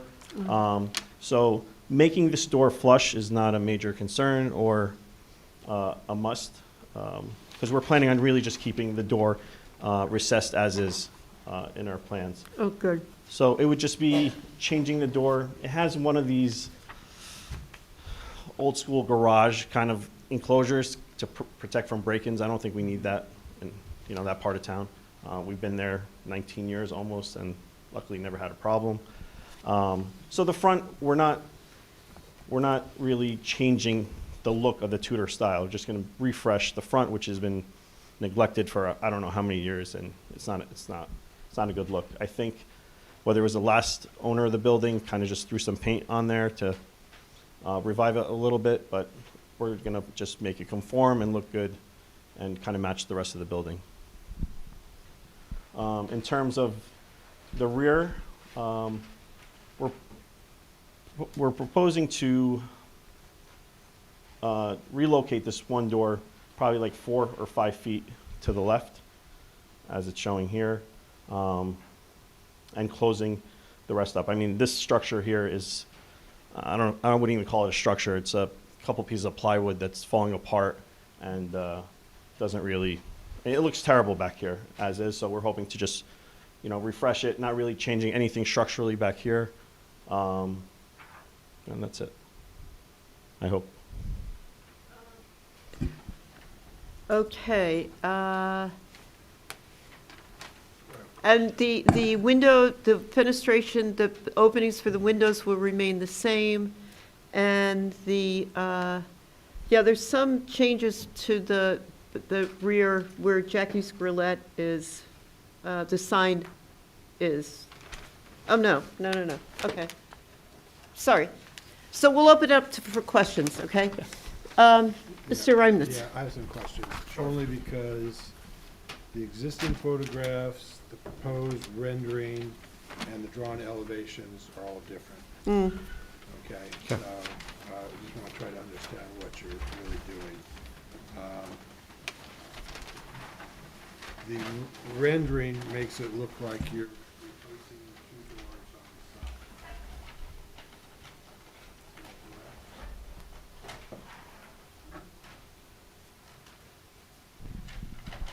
We're talking about the front. Here or the left? So there's one door. There's one door there. That's staying. I mean, we're just going to physically replace a broken door.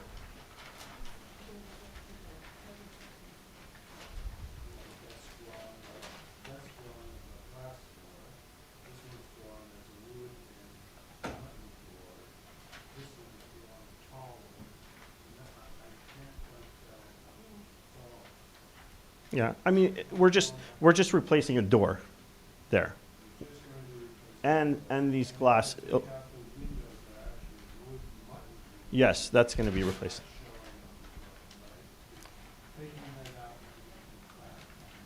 Yes, that is correct.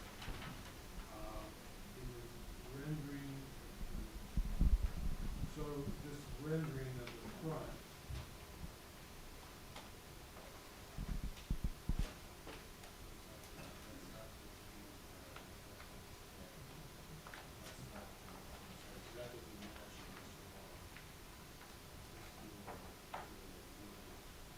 so the door that you're showing is a glass door, that's wood and glass. This one here, this one? No, the one in the middle. That one. This is for an apartment entrance. I understand, but you've drawn it as aluminum frame glass door. I'm looking at the photo, and it's a wood door. Yeah. So what is it, what are we doing? So what we're doing is just changing this one door and the window panes to conform with this. You know, I totally forgot that there was a door going up to the apartments there. But I mean, that's not our responsibility, but you know, we do want to match what's there. So So changing this door? No, I would change all the doors to match, but you know, it's not my building. I'm just changing the storefront of the space that we're renting.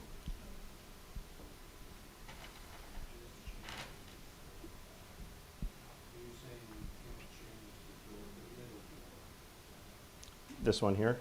Yeah, that's a landlord's. So, but the door to the left of that is your door, right? Yes.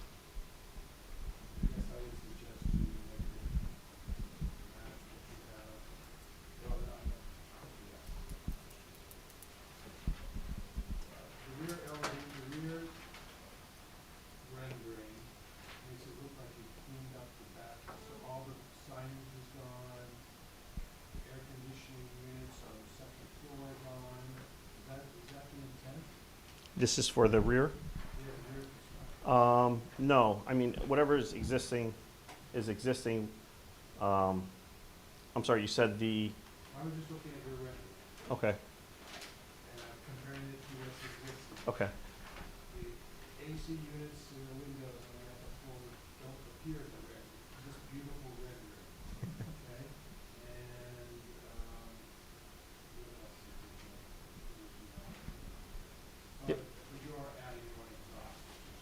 Yes. So, yeah, I don't know why they're not being shown in, the designers. No, it's not my building. There's 3 apartments on top. So we're just trying to kind of clean it up a little bit as best as we could and just kind of match what's already existing.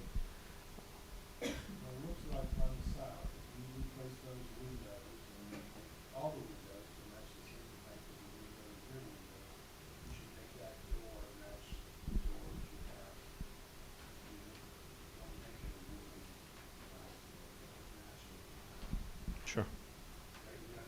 Yeah, so like more like a aluminum door, I guess, to kind of match this aluminum door. And from the front. Okay. Okay. Yeah, yeah. Remove the 2 doors that have the wooden mullions in them. No, he's saying you can't touch that one. Oh. That's the landlord. This, he's taking over this facade Right. though, and he's changing these windows Right. from that, to make this also match. Okay, that. to match that. All right, so there aren't 3 doors that are going to match. There's 2 doors. The 2 new doors will match, will be that aluminum, because this is a C of A, so we need to write it down. The one new Right. door in the old stationary entry is going to be replaced Right, with a door to match the existing door. the existing Jack Entry, Burlesque right. entry. Okay. The center door, which is the door that goes up to the apartments, is not being touched, so I understand. You haven't provided any signage, though. It was sent in a separate application. Was that, have we approved that? I think you just recently submitted, right? I just didn't want to, I was trying to do this separately to not delay. No, if we haven't approved it, then you would come back to us. Oh. So, have we looked at it? We haven't received it. Okay, so we haven't received signage. And lighting, is there any change on lighting?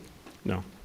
Okay, so we'll put that together, lighting, in case you change your mind. Sure. But we have to approve that.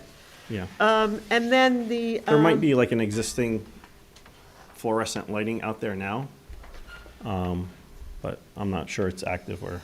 On the front of the building? Yes. Oh, There's like a, I wouldn't call it an awning, but like a overhang from the building. yes, a pent roof. Yeah. Okay. But there's a sign ban. So you have a sign ban over your existing store, and there's a sign ban over the stationery store. So you're gonna have to do something to tie that together. Okay. Okay, so that'll be on signage, which will come back to Yeah. us. Okay. Are there any other questions then? Steve? Jerry? Yeah. Just 2 things on the recessed entry. Why are you changing it? And once you change it, is it something that will be a structural change or one that can readily be restored? I think from when the designer and the architect kind of maybe misinterpreted what we were doing, we're not changing the recessed component of it. We're just going to change the door. But not the location of the door, just the actual physical door. Oh, so it's going to stay recessed? Yes. Oh, okay, I misunderstood. Yeah, it's confusing on our end, so, sorry. That was my only question. Thank you. Mr. Giuliano?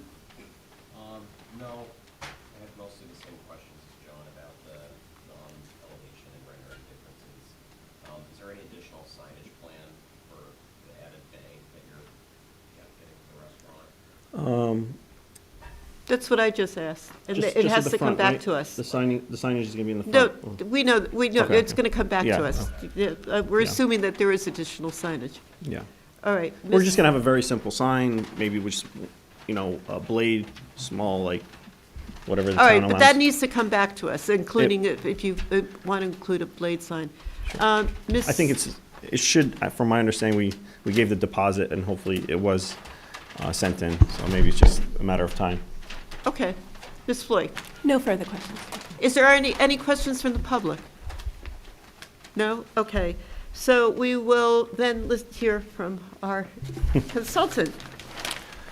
Certainly. I would advise the applicant next time to bring your architect or designer to this meeting. I think a lot of the confusion on behalf of the commission was due to the fact that the drawing is just incorrect all over the place, to be honest.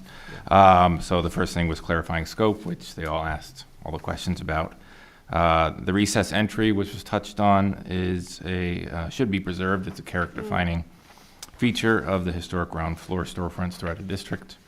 The mechanical in the back on the west elevation is a secondary elevation without character-defining features, and we also touched on any more information about lighting and signage to be provided at a later time. And anything else for the back? I don't have, nothing, right? It's just that there's an additional exhaust pipe, but that, There's an exhaust pipe and there's a door being swapped out. okay. All right. So we'll open up for discussion. See, Ms. Floyd? I mean, basically, it seems like it's a pretty simple adjustment with the door in it. We've made the necessary questions around it. I'm fine. Okay, and we have because it's a C of A, so we've written down what needs to be into the, okay. Mr. Giuliano? Yeah, I'm fine with it overall. I mean, I think raising the glass height up in your extended bay, unifies the facade, makes it look a little more organized. I have no objections to any of the design. And Mr. Sweeney? I support approval. I think the changes are so minor, and they do make the whole facade consistent, so I think it's a positive change. Mr. Rooney? I have no objections to anything. I just want to make sure that the drawings that we have are going to be what they're doing. Yes, and to our consultant's point about having more in-depth, You can't see the. yeah, bulkhead. we can't see the bulkhead, Looks somewhere. but we would recommend that the bulkhead, because you are going to be replacing the windows to the south, that bulkhead, which is underneath, be the same height. Yeah, we're not changing. We're not, I think it exists there. okay, I think it's, I think it exists there. You can't see behind all this okay. stuff. So the bulkheads be the same height, Yeah. okay? You gotta remain, there to remain. The glass starts from the top of the existing bulkhead up. So I'll make my comment. Okay. I have no additional comments. I think it looks great. I wish you a lot of luck. Thank you. with it. Thank you. No, we've been there many years, and we want to preserve as much of the features of the building. Sure. We love the location, we deeply care about a building that we don't even own, and that's just, who we are as a business as well, so. Oh, yeah, Well, your no, food you is go for amazing. overtime. Yeah. Thank Good for you that you're expanding. Any other comments? No. No? Okay, so we will, a motion to approve the C of A with conditions. And the conditions being, replace the storefront windows to the south to match the existing windows. The new doors would match, which are the aluminum, which are the two outside, the two doors that enter the Jackie's Grillette. The no change to the recessed doors to remain, recessed shape of the doors to remain, and the bulkhead height is to remain. And the signage and lighting will come back to us. Yes.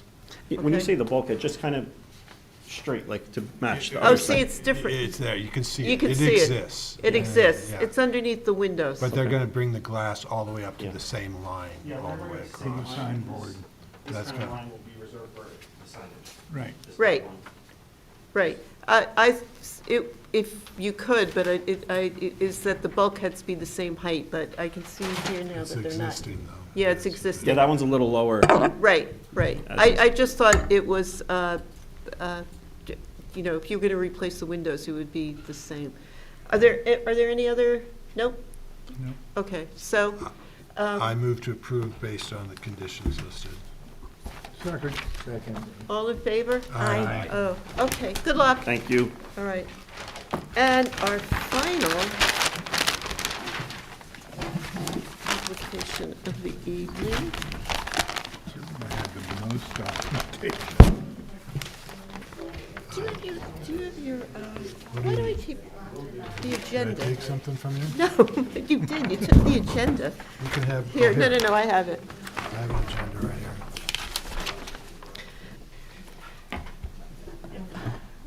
Thank you for your patience, I appreciate it. It was a Thank long you for night. your It was a long service. night. It's amazing that you're able to do this until this hour. Well, we don't know, we haven't started to speak yet. You'll either get the, you'll either get the benefit of it or Yeah.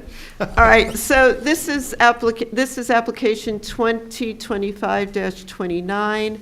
It's 164 Bloomfield Avenue. These are facade changes to Hartley Street,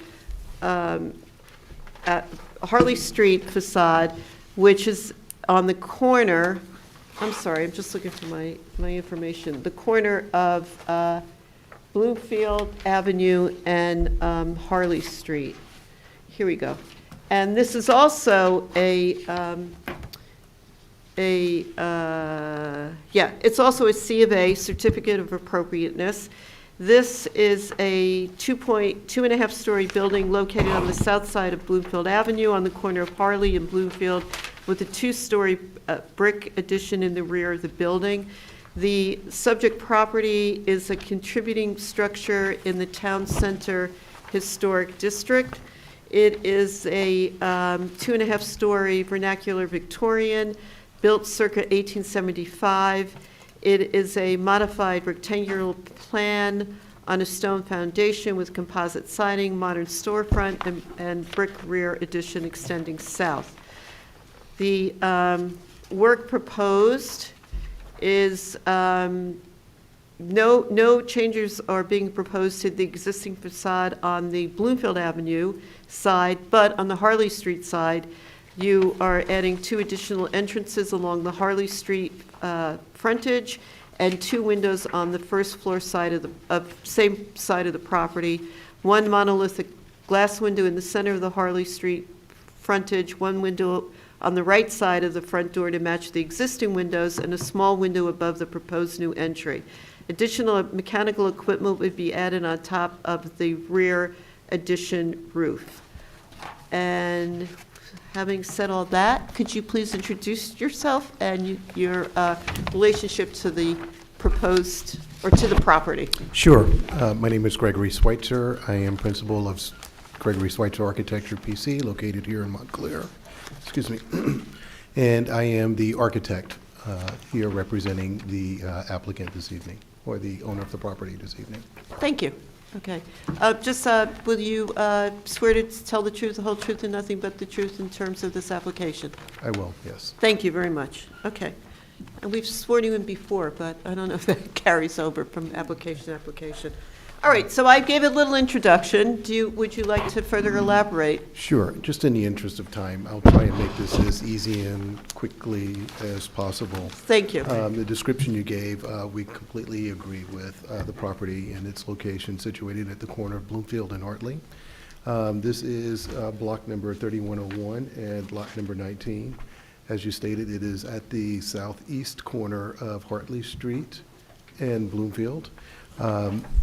The slide here indicates that location with the red square circling the property. I'll try and... Next slide is just confirmation of the tax lot and block number, which I gave, showing its situation in relationship to Hartley and Bloomfield Avenue. Second map is the map showing that it is in a C1 central business community area. There is, it's actually the only lot on Hartley that has that designation. Let's switch to the next one. This is a image which we captured recently from Google Earth. and it shows the northwest corner of Bloomfield Avenue, present-day conditions. You'll see the western elevation of the building where we propose to do the work. That's the side where the first floor has 0 windows. It's just all paneled up. And there is a air conditioning unit which is nestled in the corner where the brick masonry building connects to the wood structure. Or the next slide shows just more character images of the property itself. The first indicating the Bloomfield elevation. Currently, the space is unoccupied. It's papered up. It was formerly a church. Prior to that, it was a, from what I understand, a social club. And the next slide shows a view looking just down the side, the westward side from Bloomfield. Nothing very special there. Showing face on west side elevation. The area in that we are proposing to do work is in the first floor where there aren't any windows. And then the next slide, which is, I think, is very informative. This is an image of the building prior to the work that was done that brought it to its present-day condition. And here you'll see where we're planning to place the door is where a window once was. And we're connecting the 2 windows that were previously located under the 2 central windows. And then the window that is closest to the masonry structure. There was never a window there, and we're planning to place one there to increase the amount of light into the space based on the elevations of which you'll find on the next slide. Actually, no, here, sorry. Actually, the next slide just reiterates in line drawing the areas of the work. As I explained 2 slides before, the western elevation shows the area of work with the broad pink highlighted area in the drawings that was provided to you. And then the existing north elevation shows a air conditioning unit which is placed there, of which we're seeking to relocate from the street level, sidewalk level, to the upper portion of the masonry structure at the rear of the building.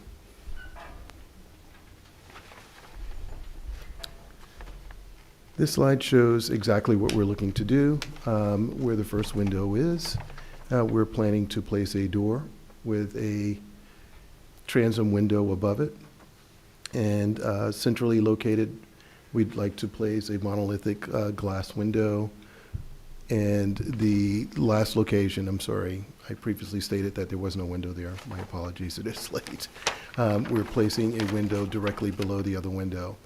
All of the window trimmings and casings and the siding around the windows will be similar to what is existing. The door itself to the side will have similar casing and trim work around it. And we're adding 2 additional light fixtures, wall-hung sconces on the side. There is no signage proposed for the side, and I don't believe that there will be at any given time. If so, I believe the owner may come back with his signage vendor. There may be a separate application, and that would be for signage primarily located on the Bloomfield elevation. The proposed west elevation also shows the location of where we're placing the air conditioning unit, which is on the rooftop of the 2-story masonry structure that's attached to the rear. It's also set back greater than 5 feet from the edge of the building in all directions. So we don't believe that you will be able to clearly see it unless you're halfway into the lot across the street and peer across. You may be able to see the unit based on the location that we're proposing. The next slide shows just an indication of the light fixture of which we'd like to use as the wall-mounted sconce. Very simple, nothing very fancy about it. Black color and finish. That's pretty much it. And what about the next first floor plan? Are you putting in new brick pavers? Yes. I'm getting there now. With the next slide, the one which is on the screen now, perhaps it was out of order in your set, perhaps? No, I'm sorry, I thought you concluded your testimony. Oh, no. That's why I Oh, wanted no. to. Okay, so the listen next to you slide. some more. Currently, if you look at the earlier larger image that I showed you of the existing site, which is about maybe 5 slides earlier, the area located between the sidewalk and the building is now covered with asphalt. And we're seeking to remove the asphalt from that surface area and include the red brick pavers that is commonly found now in the sidewalks around town. His idea is hopefully to put 1 or 2 chair folding cafe type seating situations outside to where people can actually sit outside and have a cup of coffee, or maybe even eat a meal. So this is becoming a cafe now with entrances on both Bloomfield and Hartley? That is correct. I see. Yes. Yes, he wanted to provide the additional point of entry on the west side to allow service to the outside, as opposed to having to walk out the front door and around the corner to have people receive their order. So that's the intent there. With that being said, and I know in the interest of time, I believe that that concludes everything that I believe we needed to. Thank say. you. You're welcome. Thank you. Does anyone have questions? John? I have a question. It looks like there's on the recess of the brick little building in the back, it looks like in the photograph there's like some sort of applied siding next to, on that brick. Is that being peeled off? What is that? No, that is existing, and perhaps there was a window or a door there some time ago, but it certainly isn't anything that's in the scope of our work. Okay, so the rendering you have on the cover sheet is, it's not, it doesn't look like that per se. Just blank. The brick, this line rendering where you have the brick, on the very first cover, on the cover sheet. Oh, okay, so that would be the last page of the slide. Let's see here. Yeah, no, that's existing. I can show you images. So you're leaving it, it's not as drawn here. Okay. The other thing is, I guess, I don't have any questions, I have comments, if you want to do comments right away too. Why don't we, in the interest Okay, of time? my comment would be, the big picture window on that facade, I would break it up into 3 smaller pieces, windows with mutton bars in between. I don't think it fits that facade to have just a big picture window. I realize you have the picture windows in front, but that was really sort of the storefront addition in the front that, whereas around the side, it's really the original house, or original building, and it doesn't seem appropriate to me. That's my comment. I don't know if anyone else thinks about that. Thank you. Mr. Rooney? Yeah, I reiterate what Mr. Raymond said, and About the window? about the window, break it up into maybe 3, and whatever buttons in there that is existing. Okay. Mr. Sweeney, thank you. My comment on the windows is maybe it should be a little smaller, but otherwise it seems fine. I think adding the windows to that side adds some character that improves it immensely. Yeah, we believe it's reactivating the Hartley Street Yes. corner Yes. there, because for a long time. Yeah, it's just been it's an cut off. improvement. Mr. Giuliano? Yeah, I would agree with my fellow commissioners on the window comments. I was also going to ask as a question and also a comment, if not, if there was any plan to replace the lighting on the front facade to match the new sconces on the side. We can certainly have a conversation with the client about that. Our Yeah, purview was strictly the western elevation of the building. I can certainly ask about it. I can't really answer for what sort of response he would get to that. But That's fine. That would be my only other suggestion, to maybe tie everything together a little bit better from the front to the side. But other than that, would you be opposed to us using the same light fixtures that are on the front and put them on the side since they're already existing? I don't know, I kind of like the side ones that you proposed. So you proposed something nicer than the existing, so. Ms. Floyd? Yeah, so quick question though, with the window, is he gonna have sit-down dining inside the restaurant? Yeah, I think that is the intent. It's a very small space on the Right, inside. yeah. In fact, it's about 450 square feet, just Okay. that area.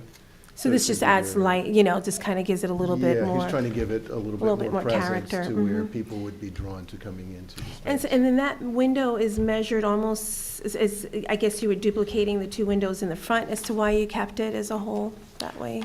No, actually, the larger window is the combination of the two windows, the gap in between, and the window on the side on the second floor. Okay. I mean, I like the window that way, but that was my only question. Yeah. Okay, thank you. May we hear from you, please? Sure. To summarize Stephen's comments, the alteration is consistent with the intent of the guidelines and the Secretary of Interior Standards 9 and 10. Has no historic fabric is impacted. He did question, though, the clarifier of the need for an additional entry. I thought I gave that. Yes, you mentioned that it would be easier access to outside. Yeah, in order for him to operate service to. I apologize. Yes. And then the one thing he did want to point out is that the relocation of the existing highly visible condenser unit to a less visible location is a positive improvement on the streetscape. Okay, thank you. I had a question, now I forgot what it was. I don't have a problem with the open window, the large open window, because I think it really, as long as it stays uncovered, you can't put anything behind that. I think to John's point, having it broken up, his explanation in that it fits the, where the existing window was, these windows were, and then here? Three windows, yeah. Right. It's just more in scale with just, that house, when, at the turn of the century, when it was made, did not have that picture window sitting That's there, true, okay. Okay? It's the way I look at it. So. Mrs. Smolin doesn't say anything about the large window, does he? No. He and I did talk about, Oh. I know, just, and professionally, he's doing a lot with glass, and he was kind of concerned about how large the window was, Okay. just from a structural standpoint.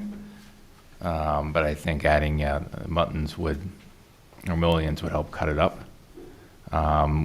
We did appreciate, though, that it does align with the floor above. Yes. So Okay. it makes sense why it's there. Okay. But maybe by adding some mullions or muttons, it'll, to your point, break it up and not make it Reduce the scale so of that a little bit. Right, yeah, I think, okay, overbearing. then I So just. maybe the masonry opening is fine, it's just adding some architectural trim details within the window would help Yes. lessen the overall Understood. overbearingness of it. Just to, let's take a quick look at the north elevation. And you'll see the front of the building, the Bloomfield Avenue facing elevation has very large window openings on Right, either but they're side of the entry. they're not as large as this one, correct? They're probably about 2/3 the width each. It's almost, yeah, about maybe 2/3, maybe a little bit more. But they are very large windows, so, once you're on the inside, what you're seeing are those two large windows, and now we're seeing the compartmentalized windows as well. Mhm. And then on the outside, you have the two large windows in the front, and now we're making the larger window segmented in a way to where it doesn't relate even to what's already on the front. So we were trying to meet them halfway with that, and then making sure that the trim work and the windows on the side and the doors on the opposite sides carried the same harmonious trim work and finish work around the openings. Well, if you want to go that route, then maybe the bulkheads should be detailed differently, and you should try to match in more and bring I'm that sorry, when all you the say way around the bulkhead, what corner. bulkhead? What? Which bulkhead are you referring to? Are you giving a reason for why the window is as big as it is? I was just suggesting on the first floor, the ground Yeah. floor, street level, sidewalk Yeah. level of the Yeah. building, the Bloomfield Street elevation, there are two very large window openings. You're right. And I suggested that moving around the building, we have another large window opening, just kind of playing off of what's happening on the ground floor level of the existing building. There, the brick masonry portion of the building is very distinctly and uniquely very different than the entire structure that's attached to it. In fact, the masonry openings above the windows are somewhat arched, and the windows are much smaller, and they're very different. It's my belief that that building at one point in time was its own building, its own structure, and then somehow it was incorporated into the structure that was attached to it at a point in time. So the correlation between the two structures are, you're talking about two structures that were built at two very different periods of time with two different very types of materials, two different types of treatment. I think I understand what you're vectoring to, but I just wanted to make sure you understood at least our rationale for the larger window on the first floor, so. And what I'm So the suggesting is if indeed you want to do the big window, and that's your argument is you're trying to tie it into the large pieces of glass in the front, is you treat the bulkhead below in the same way. And you bring, to me, it doesn't, the big window on the side has clabbers below it, and in the front, it has solid panels. So it's not detailed the same way. So I would still break up that big piece of glass on the west elevation into three pieces.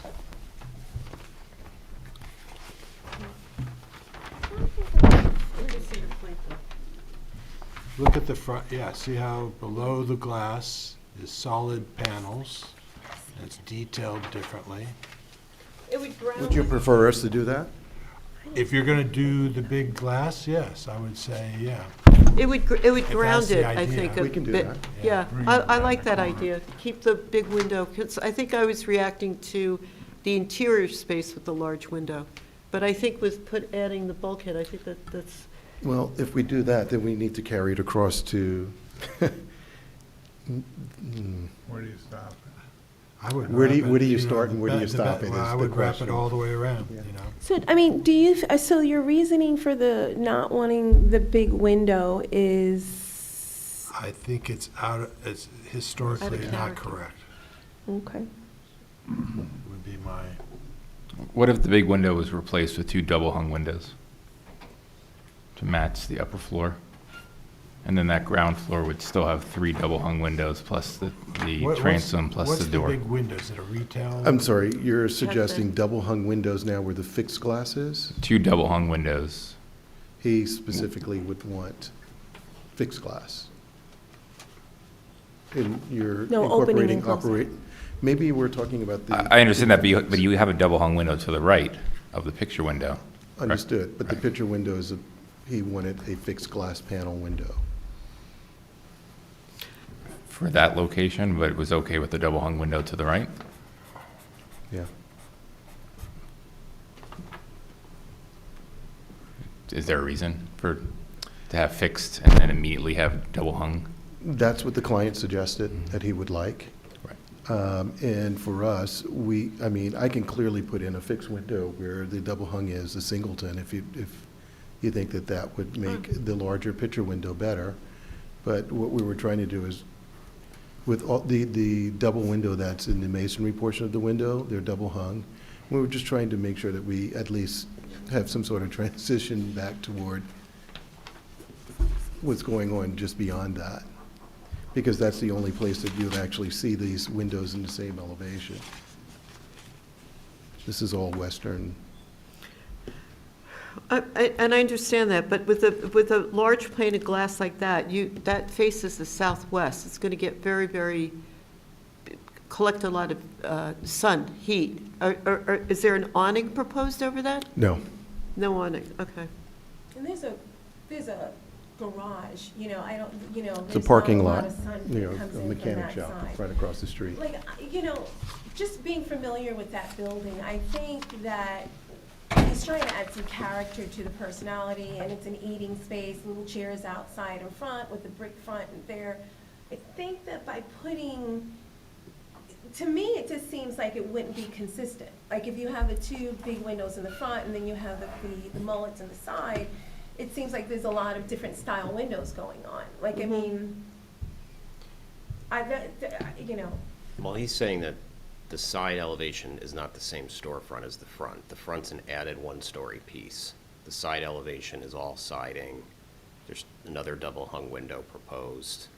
You could do 3 double-hung windows with just a 6-inch mullion between them, and then it would look more historic. Right. But you'd still have, you know, a 7-8 foot wide window by however tall those are. They look pretty tall, the double-hungs on the first floor. Yeah.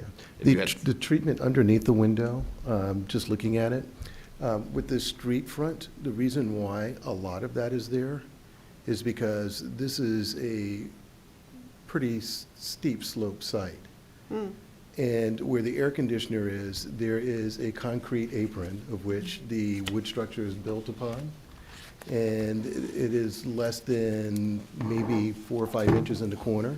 And then as you move to the front of the building toward Bloomfield Avenue, it increases to almost 18 inches. So I don't know if that's the rationale that was used in putting that apron in the front of the building initially. We could certainly put that on the side, but just keep in mind that it's not going to look square. It's going to have a wedge. angle. Yeah, it's going to be, yeah. I see that now from looking at your last photograph. And then the height of the sconces are, how high are those? They're conform to code, right? They will definitely conform to the code, yes. Okay, because they About stick eight- out. They're going to be about 8 feet above. Okay, Yeah. I just want to make sure that. Yeah. So I think we have to come to some consensus as a C of A about the window. I think everything else is fine. I'll defer to my fellow, that was my opinion, but I'll defer to my fellow commissioners. I have no problems with the larger window, considering that the front windows are the same. That's how I feel, and I feel that when you're in the interior space, that this will be all one large space. I think I'm reacting to it being in the interior and activating, the exterior on Hartley Street. Any other opinions? no, I mean, I like the single window, the large window. Okay. Okay, so then, the only condition we would have is to make the lighting on the front facade To match to the yes, side, which I I agree with that. see you'll have 6 lighting fixtures. Okay, but I think that's important. I think if. Adds I character. completely agree with you, Yeah. yes. It does. So I think that would be the condition that we would approve it with. All right, so somebody make a, I move to approve with the condition about the lighting. Second. Second? yeah, second. All in favor? All in favor. Okay. Aye. All right. Thank you. Thank you. Thank you. Looks Thank great. you. Thank you for Do your we have patience dinner now? tonight. We should have It's only squeezed you in 11. first. It's midnight. Finish the line. Need a motion to adjourn? Yes. Just a Oh, second, yes, everybody. I make it. Wait. Yes. All right, motion to adjourn. Mr. Sweeney, second. All in favor? Aye. All right, but see you in December. The next meeting is December 18th. Yes. Okay. Okay. 2 days after Thank my you. The birthday. last 2 applications in 20 minutes, I think. It was 10:47.